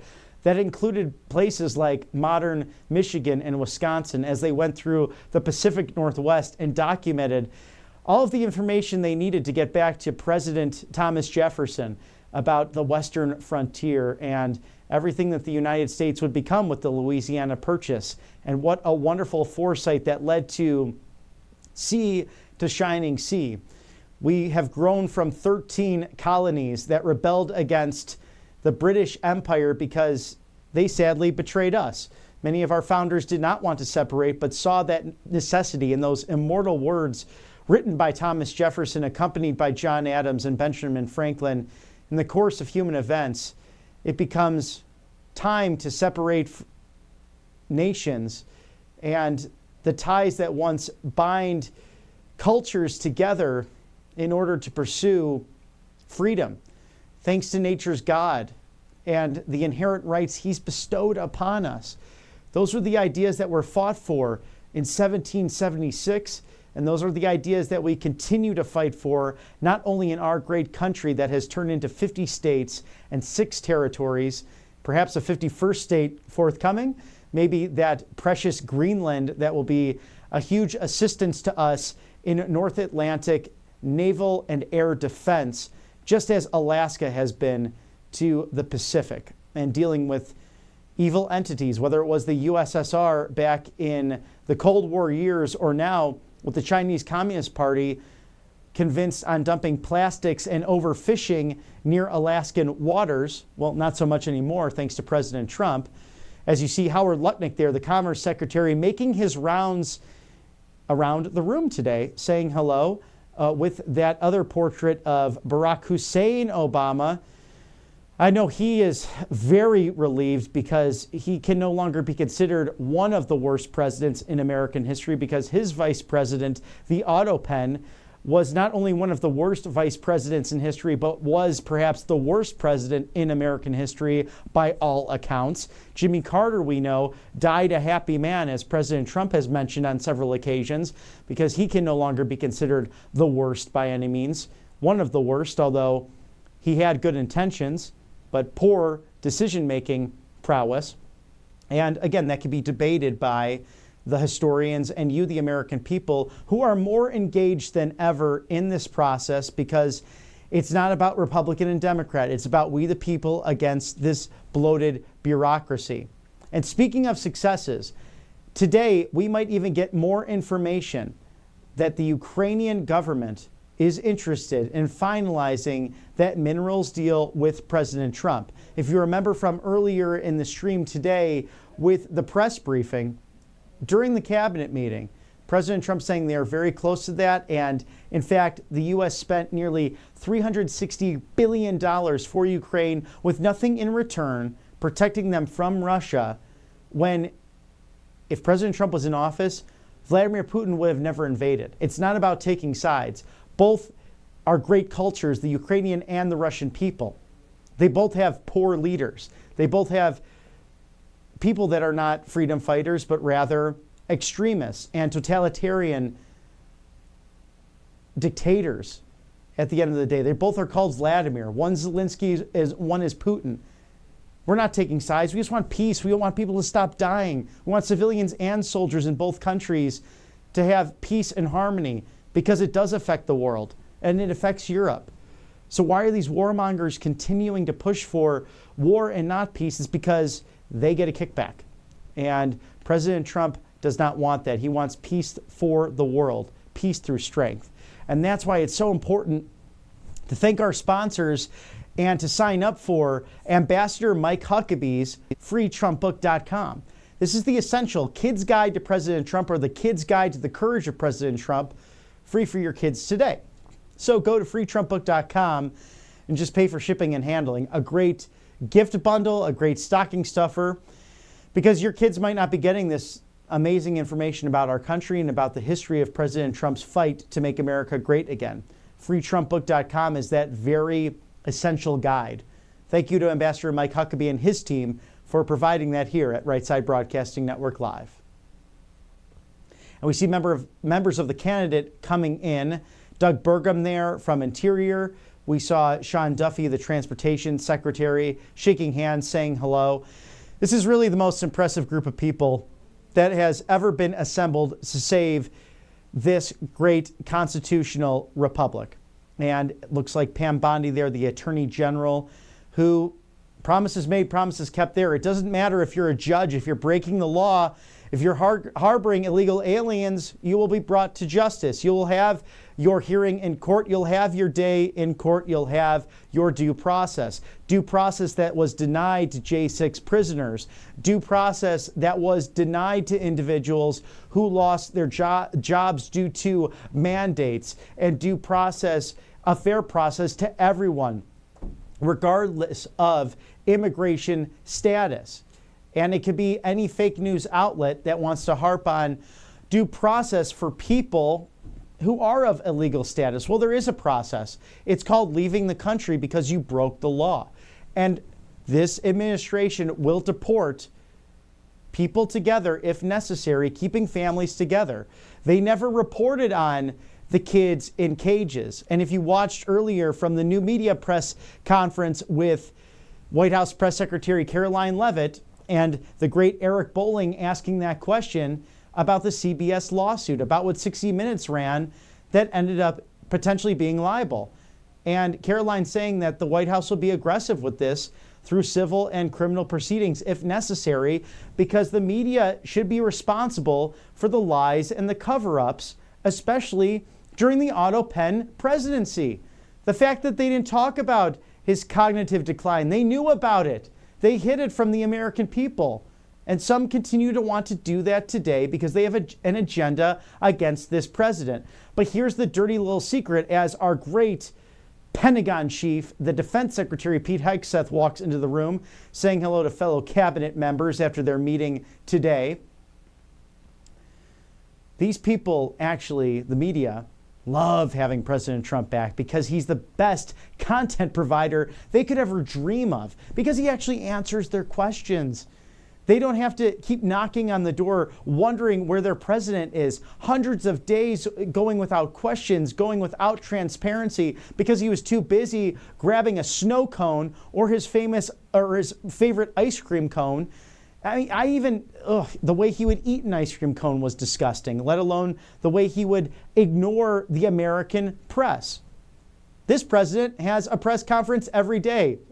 A lot of times, multiple press conferences, as we just saw from the past gaggle in the cabinet room, meeting with all of those high-end officials. So again, we are waiting for President Trump to deliver Investing in America remarks. This is Right Side Broadcasting Network Live as we near the 5 o'clock hour on the East Coast, about 1:45 on that golden coast of California. I'm Robert McNeely. It's a joy to be with you live from the loveliest village on the plains, Auburn, Alabama, as we cover everything on the right side of history, whether it's inside the Beltway at the White House for you today, or even outside of the Beltway. If you have an America First story and you think we should hear about it, we would love to know about that. So feedback at rsbn.tv, feedback at rsbn.tv if you wish to opine. A great way to communicate with everyone on staff here to share those crucial stories, those crucial things affecting you and your loved ones during this golden era of America. And isn't it fun to have this bipartisan coalition working to save this nation against those who would seek to do it harm? And as President Trump said yesterday to John James, the great congressman from Michigan, perhaps the next governor of Michigan, said, hey, who's this guy from Detroit? He's trying to impeach me again? He said, I was watching TV. It was on low volume with the wonderful First Lady. And he said, honey, are they trying to impeach me again? What did I do? And just the comedy is so much fun. It's the truth in comedy you get from this president, highlighting all of the successes. And it gave me goosebumps watching yesterday because I realized it was not just promises made, it was promises kept as he went down that list of all of the successes in 100 days back in the White House, moving faster, quicker than any modern American administration, because he doesn't owe anyone anything. He doesn't owe donors. He doesn't owe foreign entities. He owes the American people his promise. And this is clearly a man on a mission to save this great nation from demise. We're $36 trillion in debt. We have inflation that's skyrocketed. And we have policies like NAFTA, thank God USMCA replaced that in the first term, that destroyed our manufacturing base, that destroyed our steel mills. You could go to these Midwest towns. I'm a Midwest guy myself. I'm just a boy from Illinois at the end of the day. And I remember going through these communities and seeing once robust American-made steel, those plants going quiet or abandoned, skeletons of what they once were along the mighty Mississippi or along those great, beautiful lakes, whether it be Lake Michigan, Lake Superior, Lake Erie, the beautiful Great Lakes that we're so blessed with, such abundant natural resources, replaced by big government, stupid policies. Again, as President Trump said, destroying Detroit and building up Beijing. Because Otto Penn, when he was a senator, with then Slick Willie, President Bill Clinton, cheersing to the, is that a word, cheersing? I guess we could say that today. Champagne cheers to Xi Jinping, who was then the vice chairman of the Chinese Communist Party. Now he's the premier of that nation, a formidable foe, but someone who is now bowing to President Trump, as he should be, because President Trump is the straw man in the room. And that's a good thing. We want American foreign policy to be peace through strength. What does that mean? It means being respected by friends and foes. It also means being feared. That's the only way you have someone with the, let's just say, bold character to step into North Korea. Do you remember that with Little Rocket Man? President Trump telling him off and putting him in his place, and that led to a lasting friendship. Being bold, clarifying your position, being willing to talk. Peace is the tougher place to go. And this president, willing to do that along with his extraordinary, impressive cabinet. And as he commented today, I'm impressed. And that's one of the highest quality comments you could ever receive from President Donald Trump. We have a DHS video we can toss to in the meantime as we await President Trump giving remarks on investing in America. Under President Trump, America's laws, border, and families will be protected. These are just some of the heinous migrant criminals caught because of President Donald J. Trump's leadership. If you are here illegally, you're next.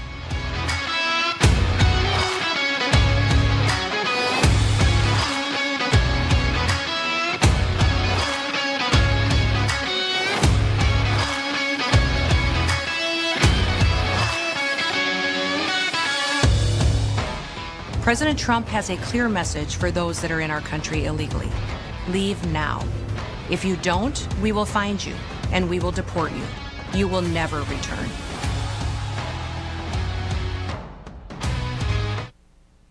And that DHS video narrated by Secretary Kristi Noem. You might have seen her ads with the CBP app. It's been changed so that illegal aliens can do it the right way. Come back legally or forfeit ever coming back to the country. So do it the right way. She's getting the information out there, and that's what we want here in this country. We are a nation of legal immigrants. Go back to 1995, Bill Clinton's State of the Union. We're a nation of immigrants, but we're a nation of laws. And his vice president, Al Gore, cheering that on at the time. Now he calls President Trump a fascist. B to the S, Mr. Vice President Al Gore. You're full of it. You know you are. Once for law and order, now no longer. It's the globalists against we the people as we celebrate this golden era, 101 days in office. Thank you to our sponsors here at Right Side Broadcasting Network Live. Angelpaste.com. Experience the miracle today that is the vitamin B Miracle Cream. Non-GMO, no chemicals, all good and healthy for you, the American people. They also have an orange option for immunity, vitamin C boosters. They have a natural mosquito repellent. They have also a Manly Men line, a facial spray. So you gentlemen out there can go paint the town red with your favorite lady on a Friday night in America. And this is a great company out of Spring, Texas, the Lone Star State, right off the Gulf of America. So experience that miracle today. Angelpaste.com. Do not delay. Check them out today. Christian owned, and they hire veterans. Thank you for sponsoring us here at Right Side Broadcasting Network Live. We are awaiting President Trump, who should be moments away, but this guy is non-stop. And I've heard on countless accounts now, whether from staff, cabinet members. We saw last night with the great videos, President Trump returning late in the hours back to the White House, standing at attention, saluting the Air Force and the Marines who ensure his safety as he travels this great land and nation of ours. And he will be again hitting the road tomorrow for Commencement Day, another rally day in America, but a special rally day in the beautiful state of Alabama, heading over to our rivals over in Tuscaloosa, the University of Alabama, as they celebrate their wonderful commencement. And we are anticipating quite a rally day in America for that coverage. Yours truly will be on hand to celebrate with all the students, not only a milestone achievement in graduating from an esteemed university. Nick Saban will be on hand as well, the legendary football coach in Tuscaloosa, Alabama, but also Alabama's president and many other dignitaries to celebrate that monumental moment that will set these young people out into the world. And perhaps there is no better campus that likes to celebrate President Trump quite like the Crimson Tide. We know our Auburn Tigers here locally also love President Trump. And what a relief it is to have Gen Zers who helped change the course of history and put President Trump into office. So we could thank the great Barron Trump, President Trump's youngest son, who said, "Dad, you really got to go on these podcasts. I got my friends who are listening to these, whether it's Theo Vaughn or Joe Rogan." And I could literally pinpoint, I thought about this yesterday, again, on the campaign trail, gearing up for 2026 at this rally. It was those rallies that I was at Traverse City, Michigan, with RSBN host Ashley Brassfield. If you remember going there on that cold but beautiful evening, we waited for President Trump after Joe Rogan. He came down Trump Force One to the Undertaker theme and the black and gold MAGA hat. Oh, a memory I'll never forget. And I thought in that time, oh, he just did Joe Rogan for 3 hours. He's going to win the presidency. And that he did with your vote. All 7 swing states going for President Trump. We're going to take a quick commercial break here at Right Side Broadcasting Network Live. Stick with us. President Trump, we are awaiting his remarks. Investing in America is the theme. We'll be back with you after a couple of minutes. Welcome to Right Side Broadcasting Network, your trusted conservative news outlet. At RSBN, we deliver the truth when the mainstream media falls short. Since 2015, we've proudly broadcasted every single one of President Trump's iconic MAGA rallies, bringing you the excitement and energy live before anyone else. By watching RSBN, you get an unfiltered front row view of the action on the ground. We interview the crowds to give a voice to millions of Americans just like you. We show you President Trump's speeches in their entirety, free from interruptions and censorship. We cover the stories that matter to you with the integrity and passion you deserve. Thank you for choosing RSBN as your home for America First News. Together, we stand strong, united, and informed. So join us and be part of the right side of history. President Trump is keeping his promises and saving America. And your kids can learn all about it for free with a new Kids Guide to President Trump. This fun guide shows kids all the steps President Trump is taking to put America back on top of the world stage, including building a strong economy, protecting our borders, and negotiating trade deals. It's an exciting way for kids to learn about President Trump's outstanding leadership. Act now and get a free bonus guide, The Courage of the President. Order now at freetrumpbook.com. That's freetrumpbook.com. Hey y'all, it's Silk from the Diamond and Silk Chit Chat live show. Look, don't forget to check me out right here on RSBN Network. Be sure to watch the show on Right Side Broadcasting Network, and I want you to support Right Side Broadcasting Network. Yes, it's imperative that you do so, okay? I look to see y'all soon. Bye-bye.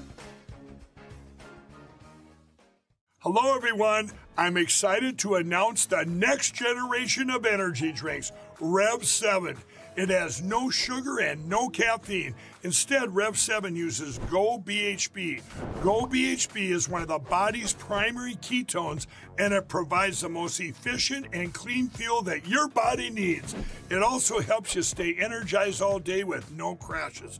Not only that, it produces 3 times more brain energy than sugar, which helps boost your memory, focus, and mental sharpness. It also helps reduce stress and helps balance your mood. Rev 7 does all that while being the best tasting energy drink ever. So go to MyPillow.com or call the number on your screen. Use your promo code to save 20% today. I'm so sure you're going to love Rev 7. For a limited time, you get our introductory 3-pack absolutely free. I drink Rev 7 every day, and I absolutely love it, and so will you. And it looks as if President Trump is entering the room. We'll toss it to the White House live for you now. Ladies and gentlemen, the President of the United States.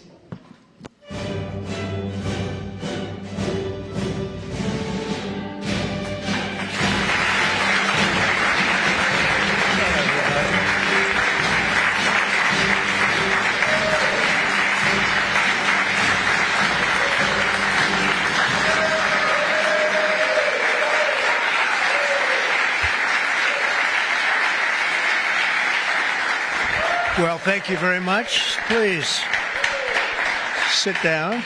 Please, thank you. We have a lot of great political leaders, and the biggest political leaders around, I guess you could say, but by far much bigger are the business leaders. It's not even close.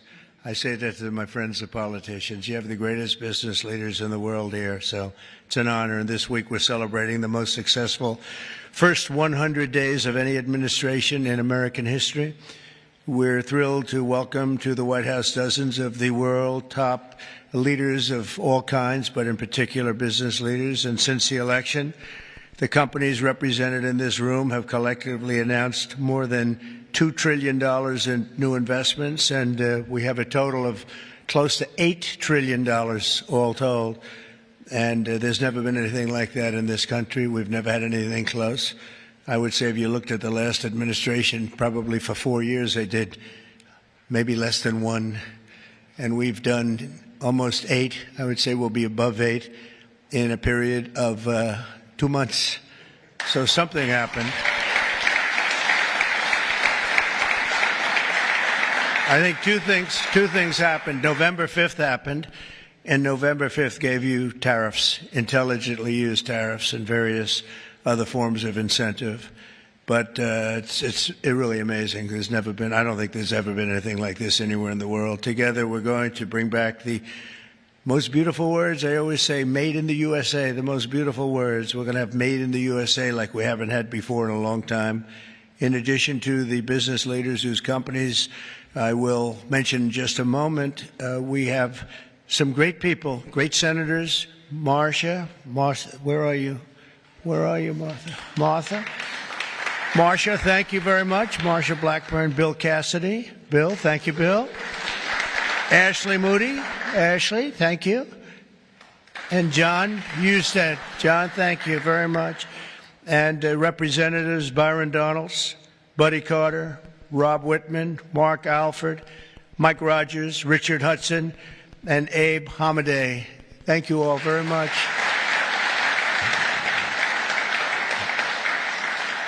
We have Mike Kehoe, governors, Jim Pillen, Kevin Stitt, Mike Dunleavy, along with numerous other members of my cabinet, and I want to thank you all for being here. How come my cabinet has such good locations? You should have given them up to the business leaders. We want their money, you know. They have very good locations. I'm not surprised.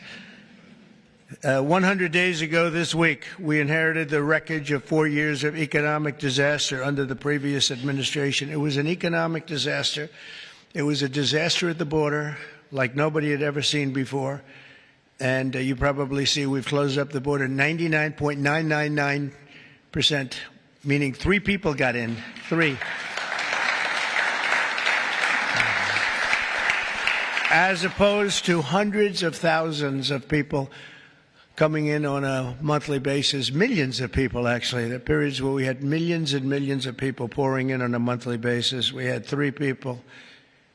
They buried companies in crippling regulations, waged war on American energy, pushed massive tax hikes, and gave us the worst inflation in the history of our country. In Biden's final year, the United States had the worst trade deficit ever recorded, and we lost 106,000 manufacturing jobs. Other than that, he's done a fantastic job. But now all that is changing, and all that's changing very fast, because we finally have the president who wants to put our country first. You have a president who believes in America first. In the first quarter GDP numbers just out today, core GDP, now we're removing distortions from imports, inventories, and government spending, was up plus 3%. But this is Biden's economy because we took over on January 20th. And I think you have to get us a little bit of time to get moving. But this is the Biden economy. But we still had and we've had a lot of things happen since November 5th that helped this economy because it was indicating a strong private sector growth. And it only started after November 5th. The private sector started really heating up after the election. Even though I wasn't there, people knew what we were going to be doing, and the private sector growth was actually very good. Very importantly, gross domestic investment was up an incredible 22%, which they had never seen before. Every new investment, every new factory, and every new job created is a sign of strength in American economy and a declaration of confidence in America's future. We really do. We've never seen anything like this. Even Samsung, whose name isn't mentioned here, but I heard that they announced this morning that they're going to be building a very big plant because they want to be able to beat the tariffs. It's the only way to beat them. The entire Trump economic agenda is about making it easier to do business in America, to create jobs in America, to hire American workers, and to build your factories here in America, not in China or any other country. And we're dealing with many, many countries right now, I will say. And I think I can say for Scott and for Howard and for some of the people that are dealing, there are too many to handle. I mean, to be honest with you, I'd love to hire some of the people running these companies. Boy, would you do a good job. I could have Jensen negotiate. He'd blow my people away, wouldn't you? I think even Howard would say that. Howard would say, we'll take them. He'd blow them away. He would make deals. One deal would be the end. That would be it.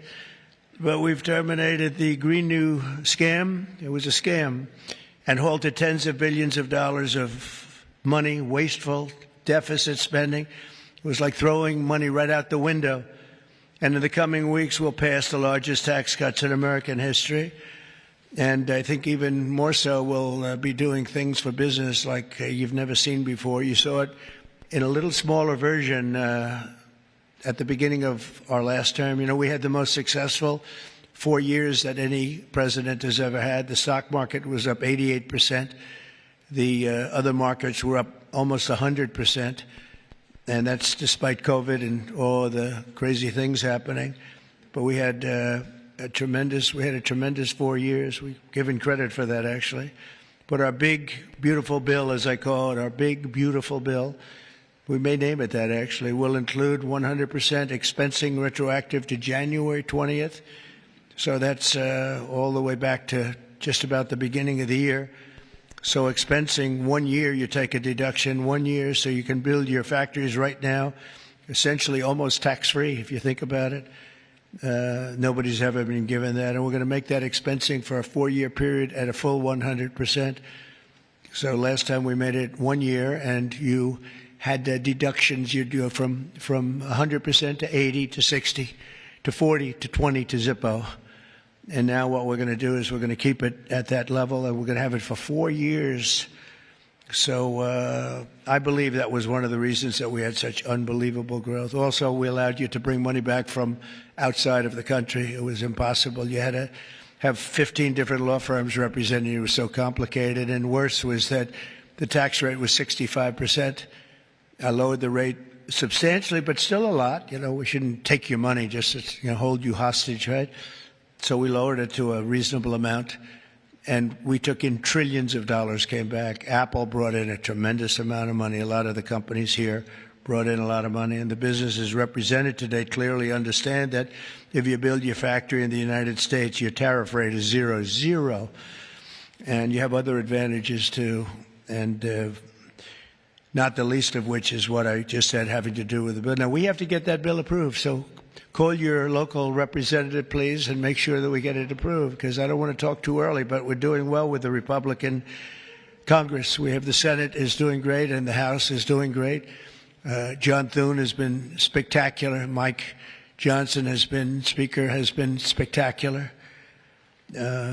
Marcia, you're in there working very hard and doing well. What do you think? Are we going to get it passed? We have to. Marcia, we don't get it passed, I'm blaming you. We have to. We have to get it passed. We will. I think we will. But I don't think we'll have any Democrat votes. If we don't get it passed, what would happen is your taxes go up 68%. Think of that. And we may not get one vote because they just vote against. It's Trump derangement syndrome, or maybe it's just they hate Republicans, or they hate what we're doing because they've lost their confidence. They've totally lost their confidence. They don't know what the hell is going on. And we are going to get it done. It's probably going to be fully Republican. Fortunately, we have the House, we have the Senate. And we may or may not have a couple of grandstanders. I don't know. But if we do, it would be good if you could work on anybody. I mean, if I were a Democrat, I'd be voting for it 100%. Because I think it's very dangerous politically not to vote for it. Think of it, your taxes go up almost 68%. So, but it looks like we're in good shape, I think, and hopefully we'll get it approved. It'll be the biggest bill ever approved in the history of our country, and it'll be the biggest tax cut ever approved in the history of our country. And in addition to that, regulations, which I'm doing in and outside of the bill, will be as big or bigger than we did last time. We have the record for regulation cuts in the 4 years. We cut 4 times higher than any other president in a 4-year period. And we're talking about 8 years and 2-term presidents. We were 4 times higher than any other president in terms of regulation cuts. And I went to a friend of mine who happens to be in the room, one of the biggest business leaders. I won't mention him because I don't know, maybe he'll like it, maybe he won't. I said to him, so if you had your choice between the big tax cut last time and the big regulation cuts, which were the biggest, again, the biggest we've ever done, I would have said taxes, but he would have said regulation. I said, which was more important to you? And he said, if I could only have one, yeah, if you could only have one, he said, most important would have been regulation. The regulation was more important than the tax cut. And I mean, we cut your taxes from almost 40% down to 21%. Now we're bringing your taxes down from 21% to 15% if you build your product, make your product in the USA. So if you make it in the USA, those chips, those beautiful chips, will make those suckers in the USA, and you're going to be all the way down to 15%. And I think there's never been anything like it. So now we're at the lowest scale for a large country, by far the lowest scale. Our pro-jobs, pro-American economic policies are a major reason that businesses around the world have announced $5 trillion of investment since November 5th, and now we think it's up to plus $8 trillion, and they're really coming in. They're really coming in fast. Some of them don't bother calling us. Some of them don't even want meetings. They just start their plants and start their factories. I want to express my tremendous appreciation to the business leaders here. You are really an amazing group. This is a who's who. I don't want to say, there's an expression if something ever went off, the entire industry would be wiped out, but I won't say that. I want to think very positively, and that could never happen here, could it? But I want to congratulate you all on your incredible success and accomplishments. You've been amazing. You're the biggest and the best. So I'd like to introduce some of you, President and CEO of Hyundai, Jose Munoz. Jose, thank you very much. Fantastic. Jose is investing $21 billion, including $5.8 billion for a new steel plant in Louisiana, which is a beauty. I saw a picture of it, which is going to create at least 1,500 jobs, just the plant alone. Thank you very much, Jose. Beautiful. Chairman and CEO of global shipping giant CMA CGM, Rodolphe Sade. Thank you, Rodolphe. Thank you very much. Fantastic. Investing $20 billion in creating 10,000 new jobs at least. Thank you very much. That's fantastic. You'll be very happy. President and CEO of Toyota North America, Ted Ogawa, investing $88 billion. Where's Ted? That's fantastic. Thank you, Ted. That's fantastic. Ted's investing $88 million for car production at its West Virginia factory, which is a beauty. I've seen it, actually. Congratulations. Thank you very much for being here, Ted. Co-founder and CEO of Anduril, Brian Schimpf. Oh, Brian. Thank you, Brian. He's investing $1 billion for a new manufacturing facility in Ohio and display. Next to me is their 125-pound Roadrunner drone. Where is that little sucker? Where is it? Which is that? Whoa. That's a nasty-looking thing. That's a nasty. I look up there when I'm having dinner outside. I used to look up and see the moon. Isn't it beautiful? Now you see the moon, but you see drones all over the place. And I say, let's get the hell out of here. That's a good one, isn't it, huh? I can see it. CEO of Worldwide Amazon Stores, Doug Harrington. Thank you very much. Thank you, Doug, very much. Investing $4 billion this year alone, and I know they said they're going to be investing a lot over the next 2 years. We appreciate it very much. Thank you, and say hello to everybody. CEO of Venture Global, Mike Sable. Mike, thank you very much, Mike. Investing $18 billion in liquefied natural gas expansion in Louisiana. That's going to work out good. Thank you very much. President and CEO of Siemens USA, big company, Barbara Humpton. Thank you, Barbara. Thank you very much. Investing $285 million. Executive Global Chairman of Pratt Industries, friend of mine, Anthony Pratt. He's investing $5 billion. Thank you. Thank you, Anthony. I read a report today he's the richest man in Australia, but who the hell knows? Do you think you're the richest man in Australia? Close. I don't like to put you on the spot like that, Anthony, but that's pretty good. Thank you very much. That's great. $5 billion. Founder and CEO, Chobani Hamde Oliaka. Where are you? Thank you very much. Investing $1.2 billion.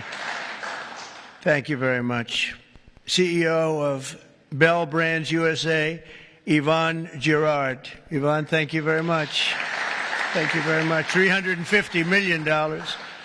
President of Schneider Electric North America, Amber Paul. Amber, thank you very much. Investing $700 million for energy infrastructure in its largest investment in its 135-year history. Chairman and CEO of Johnson & Johnson. Oh, I know, I've heard of that company, huh? Yeah, my hair looks so beautiful because of your product. Joaquin Duato, $55 billion manufacturing plant and research and development and technology. Thank you very much, $55 billion. That's a lot. But you got to catch up with Apple and some of the others. We got to get you to make a little, you one of the few companies that could do that, right? Chair and CEO of Eli Lilly, a great guy. Every time I talk to him about drug prices, he sweet talks me. He tells me about the middleman. The middleman keeps telling me about the middleman. By the time I leave the meetings, I was telling my people, I say, gee, he's giving us a great bargain. You know, but David, you have done some job. David Ricks, you have done some job. I'll see you later, too. $27 billion, doubling its manufacturing investment in the U.S., and he's got a very hot topic right now going. This stuff is doing really well, isn't it? Huh? Really hot company. Thank you very much, David. CEO of Novartis, Vas Narasimhan, and that's $23 billion. Thank you. Thank you very much. Thank you, Vas. CEO of Genentech, Ashley Mugargi, $50 billion. Whoa, that's a lot of money. Good, thank you, Ashley. That's a big one. CEO of AbbVie, Rob Michael, $10 billion. Thank you very much. Thank you. Good company. President and CEO of Thermo Fisher, Mark Casper, $2 billion. Thank you, Mark, very much. Chairman and CEO of Merck, great company, Rob Davis, $9 billion. Thank you very much, Rob. Chairman and CEO of Abbott, Robert Ford, $500 million. Thank you, Robert. Chairman and CEO of a company called IBM. Arvind, where are you? Where are you? Thank you very much. That's fantastic. $150 billion. That's all? That's great. Thank you very much. You've done a great job. You've done a great job with that company, too, I'll tell you. Chairman and CEO of GE Aerospace, Larry Culp. Larry, thank you very much, Larry. And Larry's investing $1 billion in manufacturing across 16 states, and with us as we have the model of their F-110 engine, which I hear is like, I must tell you, I hear it's the hottest engine there is. You got a gold mine over there, Larry, which powers our nation's finest fighter jets and other jets. And your big engine is really something that I hear is beyond anything that has been produced yet. So good luck with it. And Larry, I think we're going to ask you to say a few words, actually. So come on up. Thank you.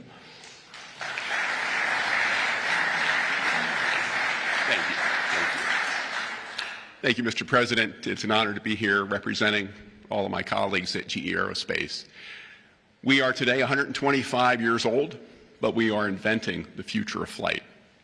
Today, we power 3/4 of the world's commercial airlines and nearly 2/3 of the U.S. military combat jets and helicopters. So what you see here with the F-110 powers 70% of the newest Air Force F-15s and the F-16s.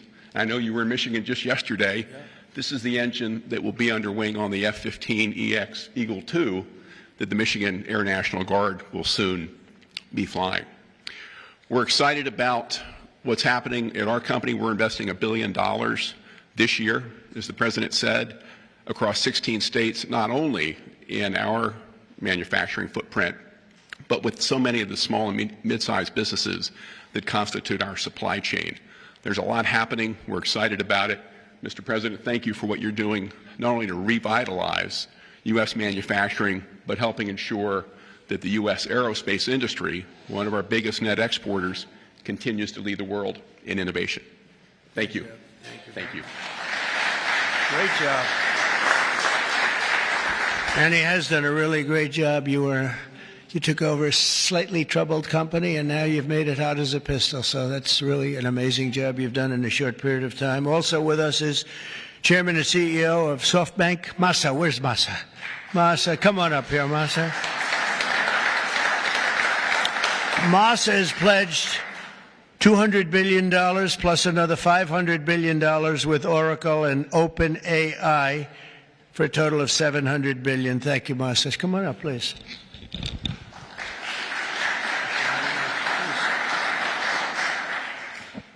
Well, first time of Trump administration, we made an announcement, commitment, $50 billion. We delivered $70 billion over 4 years last time. This time, I tried to commit $100 billion, and President Trump said, "Oh, Masa, go for more."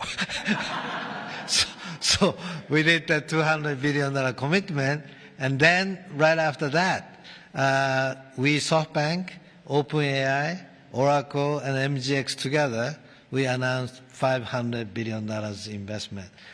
This is the largest investment for infrastructure in the United States, investment. And I think this is more than the scale. The importance is this is the largest infrastructure for the AI, which is the future of mankind, I believe. It's going to change every industry, every way of how our mankind's lifestyle of the future. I am committed. U.S. is the center of innovation. U.S. must continue the leadership of AI. Thank you very much. Thank you.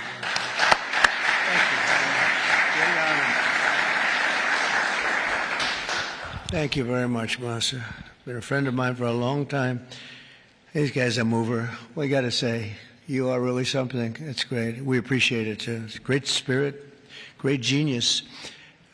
Tim Cook from Apple is pledging.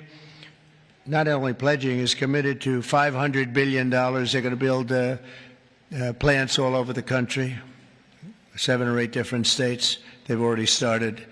And so I want to thank Tim. That's such a big investment for somebody that, had them pretty much in one location, as you know. Now they're coming into the United States, I believe, because of the spirit and the tariffs and the incentives. So that's Apple for $500 billion. And one of the most brilliant men that you'll ever meet, the man that's done in a short period of time something that is incredible. He's the founder, CEO, and president of NVIDIA, Jensen Huang. He's producing up to $500 billion over the next 4 years to manufacture the most powerful AI chips entirely in the USA for the first time ever. Jensen, would you come up and say a few words? This is a smart cookie.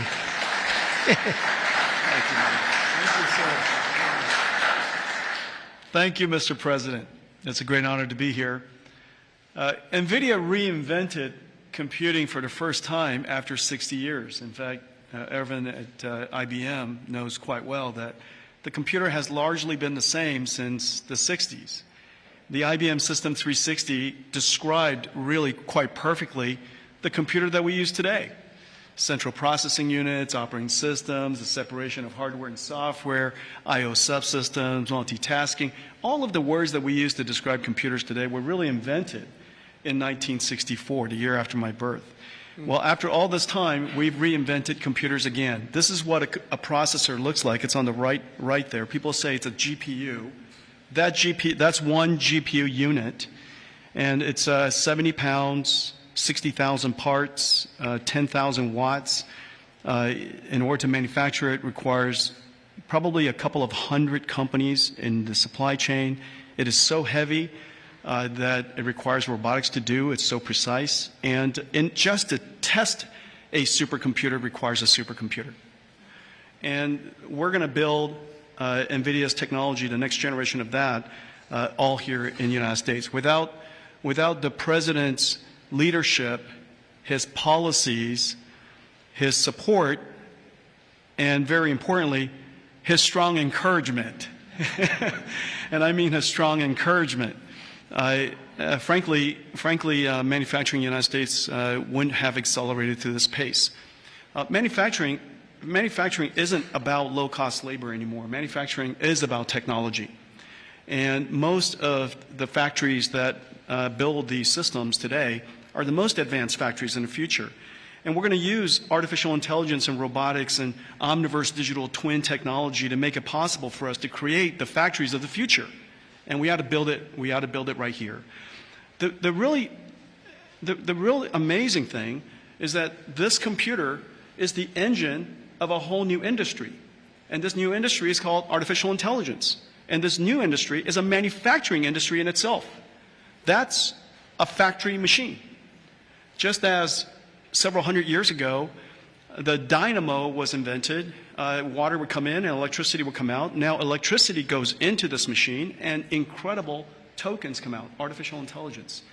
In order for this industry to thrive, we need to build these systems, of course, but we also need a progressive growth and industry-oriented energy policy, which this president has really put his weight behind. I really appreciate that. Without energy, we can't possibly have new growth industries. And we now have the backing of the administration, the backing of President Trump to support the creation of a whole new industry. This industry is going to enable a whole bunch of other industries. What we now call the AI infrastructure is going to revolutionize every industry that we know. All of the many CEOs in the room today are great partners of ours for that reason.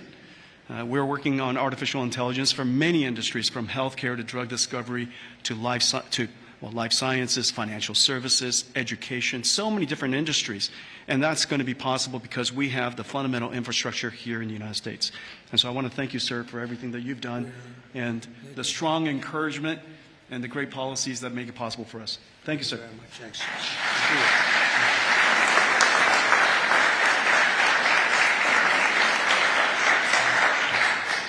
Another brilliant man. You know, we have brilliant people here, and we like brilliant people, actually, but we have a lot of brilliant people in this group, and it's an honor to be with you. Past 100 days have been fighting to reclaim our jobs and bring our country back to a level that it's never seen before, and again renew the American dream, which is what we're doing. We have tremendous spirit. I don't know if you've heard, but it's become really quite a story. I see Pete's right over here, Secretary of Defense. We have the largest number of new enlistees or people enlisting in the military forces that we've ever had.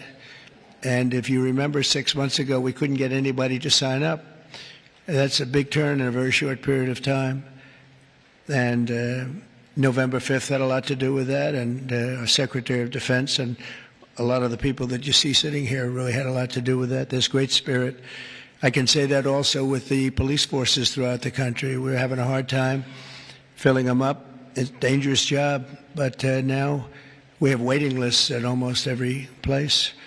And that's an amazing accomplishment when you think. It's amazing.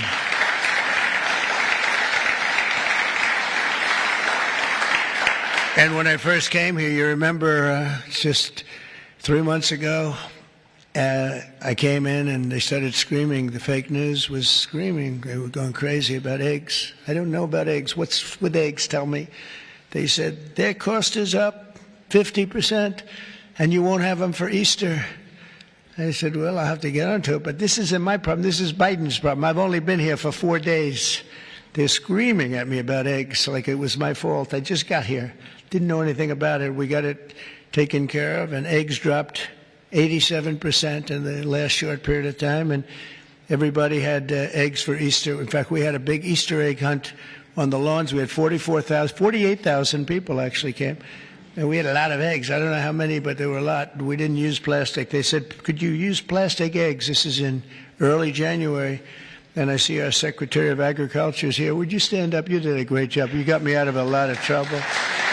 Brooke Rollins. She got me out of a lot because they were trying to blame me for eggs, and I didn't know anything about it yet. Explain it to me.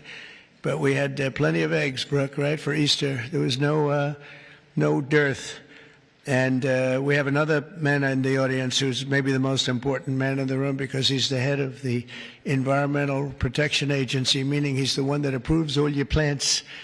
And when Jensen and some of the others came in about numerous of the others, especially having to do with AI, they came in. I learned a lot. Number one, I learned we need double the electricity that we have right now for the whole country, and really more than that. I mean, 2 times would be even better. It was like unlimited thirst for electricity. And at first I said, how's that possible? But that's, whatever it is, it's possible. That machine that you say you can barely lift is, I guess, it sucks up a lot of energy.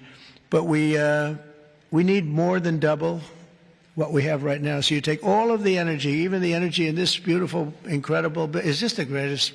I mean, no matter, I don't care where you come from with your $50 billion plant, the White House is the White House, right? You got to see in the Oval Office. If you want to take a trip down to the Oval Office, any of you come down with me, I'll show you a beautiful office. It'll blow your beautiful offices away. They'll stop and they'll say, for a lot of other reasons, but it's a beautiful place. And if you want to, I'm serious, you can do that. But I told Jensen, I told Tim, I told everybody that's building these very big, incredible plants, really plants of the future, they were talking about hooking into the grid. I said, well, the grid is old and it's subject to mishap. Things can happen, including storms and much worse than storms. And if you want, I'll let you build your own utility plant, your own electric plant along with your building. You can build it inside of the plant or you can build it outside of the plant. And I went to Lee Zeldin right here and I said, Lee, we got to get fast approvals for these people. They're going to do the best job. They're going to have the best engineers, the best everything. We'd like to have them build their electric for them. They don't have to go outside. You become a utility. You become a great producer of electric, and if you have any extra, you put it back into the grid if you want, or you sell it back in. But you're going to be able to build, so this way we don't have to worry about do we have enough. Because if you look at California, they have brownouts, blackouts, and everything else. They don't know what the hell they're doing. Governor doesn't have a clue. But the last thing you want to do is be hooking up to the California grid so that we can go in and you'll say, gee, we have to close down the factory for a couple of days. We have a little brownout going on. So you're going to be able to build your own plant and produce as much electric as your beautiful heart's desire. And that'll be something that nobody's done before. And we're going to ask Lee to get those approved very quickly. And he'll get it approved before you can even imagine. He's great. He's great. He knows the difference. You can take years to get those approved. I would say previous to us, it would be years and years. Or you could take weeks to get them approved, and it'll be just as good. But they don't play games, and they're going to get it done, and they'll get it done very quickly. So that's going to be a big help because you're going to have unlimited energy, unlimited electricity. And I think it's going to really, we want to stay number one. We're number one right now by a lot. I will say this, if I didn't get elected, I would say get out of the AI business fast. Get out of all business fast, probably. Maybe get out of the country fast, because this country was heading in the wrong direction, but now it's heading in the right direction. I think it's the most consequential 100 days in the history of our country in certain ways. We had an editorial from a group that normally wouldn't give good editorials to people like me, and they said he's the most consequential president because of what he's doing with all of these policies that you're reading about, long beyond the electricity and the plants, having to do with many other things like secure borders and all of the many, many things. I could go down and name them. We're gonna be getting tremendous amounts of drug and pharmaceutical companies going to be pouring into the country. They're going to have to. They're going to have to, and we're going to give them a lot of time to do it. But after that, there's going to be a tariff wall put up. And they won't be happy about it, but they'll be happy if they start building right now. Right now, it's going to be build, and after a certain period of time, it's going to get tougher, and then it's going to be real hard to do business in this country. So for the pharmaceutical companies, chip companies, a lot of different companies, we're all set to really grow. Groceries are down. The grocery prices are down. Gasoline prices are down. We had some gasoline selling for $1.98 a gallon just recently in 3 different states over the last 2 days. It was at $4, and it was higher than that in some places. It was over $5. We have it way down. Energy prices are down all over the country. Mortgage rates are actually down slightly, even though I have a guy in the Fed that I'm not a huge fan of, but that's all right. These are minor details. Don't tell him I said that, please. As the cameras rock and roll back there. No, he should reduce interest rates. I think I understand interest a lot better than him because I've had to really use interest rates. But we should have interest rates go down. It would be positive, but it's not going to matter that much because ultimately what we're creating has much more to do with other things than it does just pure interest rates. But it would be nice for people wanting to buy homes and things. The prescription drug prices just saw the largest monthly decline ever recorded. So, David, I'm having a little bit of an impact, at least on you, as I just browbeat this guy. He's got he looks like he's 25 years old. He has this massive company, Eli Lilly, and it has no impact on him whatsoever. But I just see this number just came out. It's the largest monthly decline ever recorded. Yeah, but it's probably about 2%. They did that to make me feel a little bit better. But I appreciate it. We have achieved the lowest number of illegal border crossings in U.S. history, and we're at a level that nobody thought we could get to in 2 years, let alone a couple of months. And I think Kristi Noem is here someplace. Where is Kristi? She's here. Stand up, Kristi. And Tom Homan. And I see Linda. Stand up, Linda. You're doing so good. Education. We're bringing education back to the States, where it belongs. And she's been incredible. She's very upset with Harvard. They have $53 billion in a fund, and yet they want more grants. And it looks like we're not going to be giving them any more grants, right, Linda? And, a grant is at our discretion, and they're really not behaving well, so it's too bad. But our country is roaring like never before. Nobody's ever really seen anything like this. And again, the big thing is whether it's $8 trillion or even more than that, by the end of the year, it could be a number that would be, I think it's already, there's never been anything like it, but this is in a period of a couple of months. I think by the end of the year, the numbers will be just staggering. It's really going to be something very special, and I'm very honored to be with you. And I'd ask if anybody has any questions, please. This is your time. This is your time. You'll be live on television, all the fake news back there. Now that'll keep them down, right? That's the way to keep them down, unless they're bad people, in which case, unless they want to make some news. Would anybody have any questions? Anybody? Business leaders? You want to know anything about depreciation? No? I love it. We've done such a good job, we don't have to take. Howard, would you like to say a couple of words, please?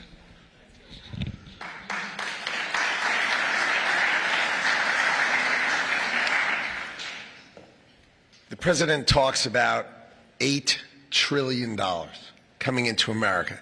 And there's only one reason it's coming in. It's because he's finally set an industrial policy for the United States of America. We are the greatest economy in the world. We finally have a president who understands that we need to reindustrialize. We need to be made in America, made in the USA.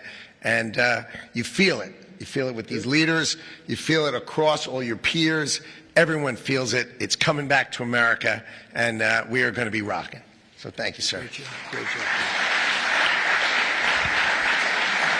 So thank you very much, everybody. And for the business leaders, if any of you would like to come down to the Oval and say hello, if you've never seen it, if you have seen it, just go home and enjoy your lives, count your money. But if you'd like to come down, I'm heading down there now. And again, thank you very much, everybody. Pam, you're doing a fantastic job. You're doing a fantastic job. Thank you very much. Thank you, everybody. Thank you.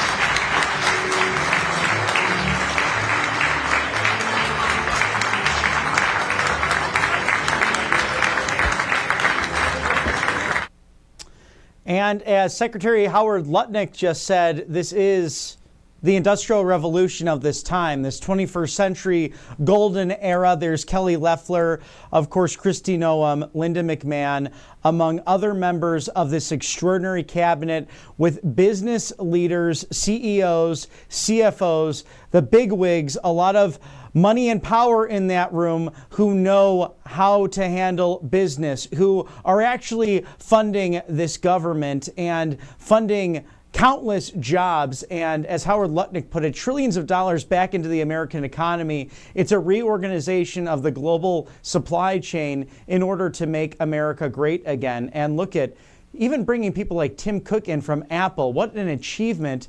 President Trump knows how to reach out to these folks because he succeeded at business once upon a time and is using that business acumen here at the White House and inviting them graciously to see the Oval Office. He said, I'm heading there right now because it might be 5:38. For a lot of people, that would mean the end of a workday, not for President Trump. Thank you to our sponsors at Right Side Broadcasting Network Live. Colonial Metals Group, Paul Stone, knows that gold and silver is essential to your personal assets and everything that you need to protect yourself against inflation and all the goofiness that might be happening with an economy on a global scale.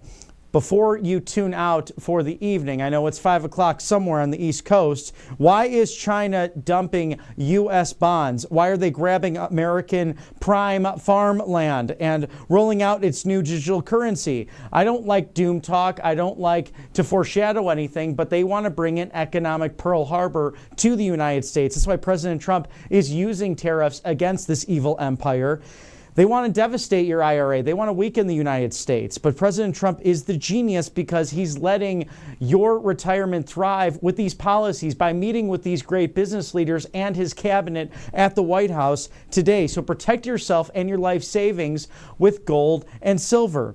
This is the one inflation-proof method in order to make your finances great again. Colonial Metals Group, freegoldguide.com/RSBN. Scan the QR code now and shield your savings. Thank you to Paul Stone and his wonderful team for sponsoring us at Right Side Broadcasting Network Live. And Kalshi.com/RSBN. Trade on all the live events and bets, the important questions that are making huge differences in our culture, our politics, in sports, and internationally. Simple questions like, will egg prices go down? Well, they have under the Trump administration.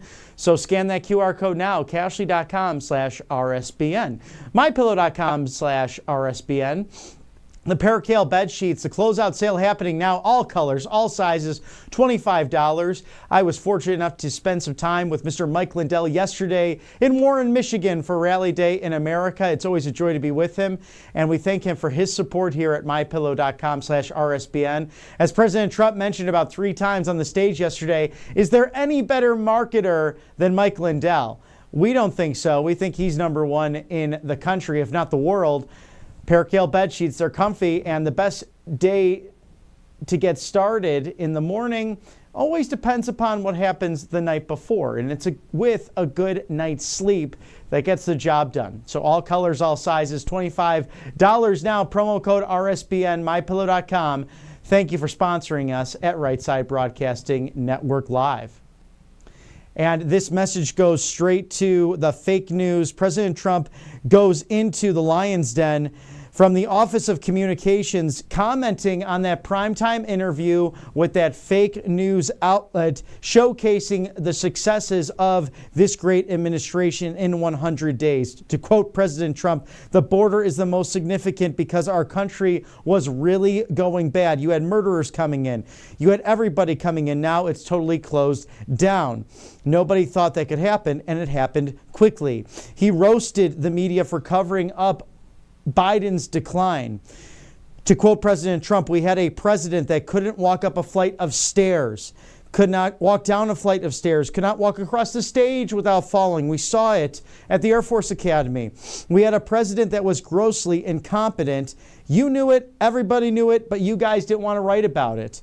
And by the way, ABC is one of the worst, to quote President Trump. He also said that in the first 100 days, I'm doing one thing. I'm making America great again. Our country suffered greatly, and now our country is coming back like nobody can believe. He also mentioned that inflation was worse than it ever had been before. Why don't you mention that? Now grocery prices are coming down. The energy prices are coming down as well. Specifically when it comes to the illegal immigrant, Garcia. This is an MS-13 gang member, beat the hell out of his wife. This is not an innocent, wonderful gentleman from Maryland. He came into our country illegally. And President Trump goes on and on to explain these great successes that have made a huge difference in trade policy, in strengthening the American dollar, in bringing back wealth and health to this nation, mentioning about his meeting with Ukrainian President Zelensky at the Vatican before Pope Francis's funeral last week. The moment was a moment of solace in a sense because tremendous numbers of people are dying, and I feel very badly about it. That's a war that would have never happened if I were president. And that's so true. And on Doge, we've saved $150 billion. That's a lot of money in this economy.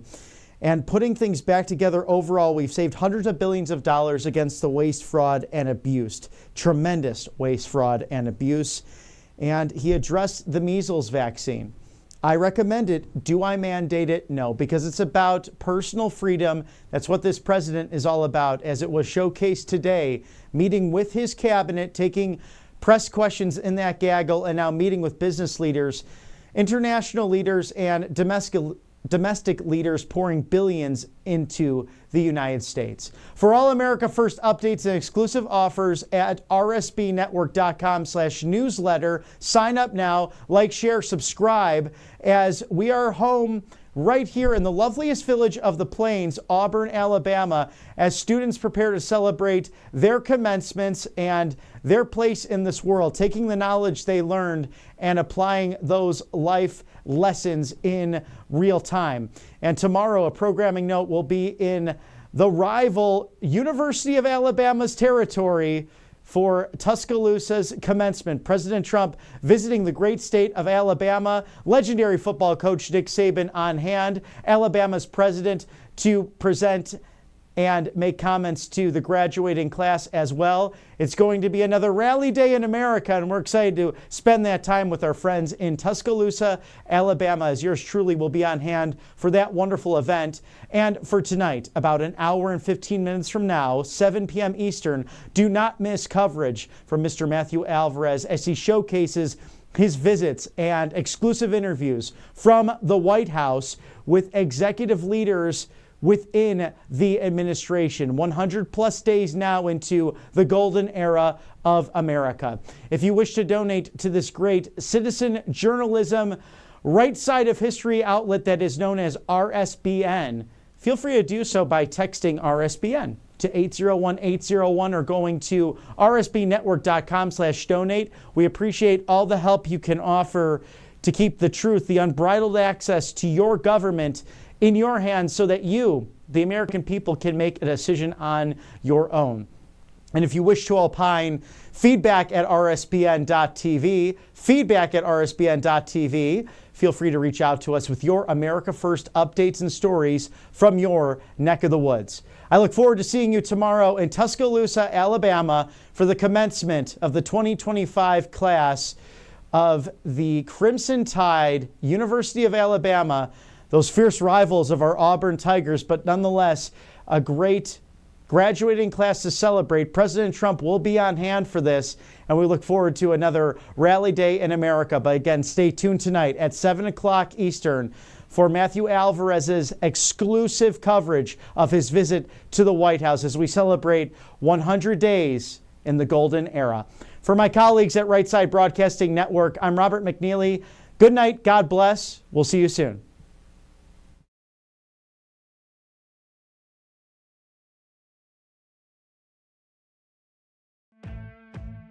Welcome to Right Side Broadcasting Network, your trusted conservative news outlet. At RSBN, we deliver the truth when the mainstream media falls short. Since 2015, we've proudly broadcasted every single one of President Trump's iconic MAGA rallies, bringing you the excitement and energy live before anyone else. By watching RSBN, you get an unfiltered front row view of the action on the ground. We interview the crowds to give a voice to millions of Americans just like you. We show you President Trump's speeches in their entirety, free from interruptions and censorship. We cover the stories that matter to you with the integrity and passion you deserve. Thank you for choosing RSBN as your home for America First News. Together, we stand strong, united, and informed, so join us and be part of the right side of history. President Trump is keeping his promises and saving America. And your kids can learn all about it for free with a new Kids Guide to President Trump. This fun guide shows kids all the steps President Trump is taking to put America back on top of the world stage, including building a strong economy, protecting our borders, and negotiating trade deals. It's an exciting way for kids to learn about President Trump's outstanding leadership. Act now and get a free bonus guide, The Courage of the President. Order now at freetrumpbook.com. That's freetrumpbook.com. Hey y'all, it's Silk from the Diamond and Silk Chit Chat live show. Look, don't forget to check me out right here on RSBN Network. Be sure to watch the show on Right Side Broadcasting Network, and I want you to support Right Side Broadcasting Network. Yes, it's imperative that you do so, okay? I look to see y'all soon. Bye-bye. Hello, everyone. I'm excited to announce the next generation of energy drinks, Rev 7. It has no sugar and no caffeine. Instead, Rev 7 uses Go BHB. Go BHB is one of the body's primary ketones, and it provides the most efficient and clean fuel that your body needs. It also helps you stay energized all day with no crashes. Not only that, it produces 3 times more brain energy than sugar, which helps boost your memory, focus, and mental sharpness. It also helps reduce stress and helps balance your mood. Rev 7 does all that while being the best tasting energy drink ever. So go to MyPillow.com or call the number on your screen. Use your promo code to save 20% today. I'm so sure you're going to love Rev 7. For a limited time, you get our introductory 3-pack absolutely free. I drink Rev 7 every day, and I absolutely love it, and so will you.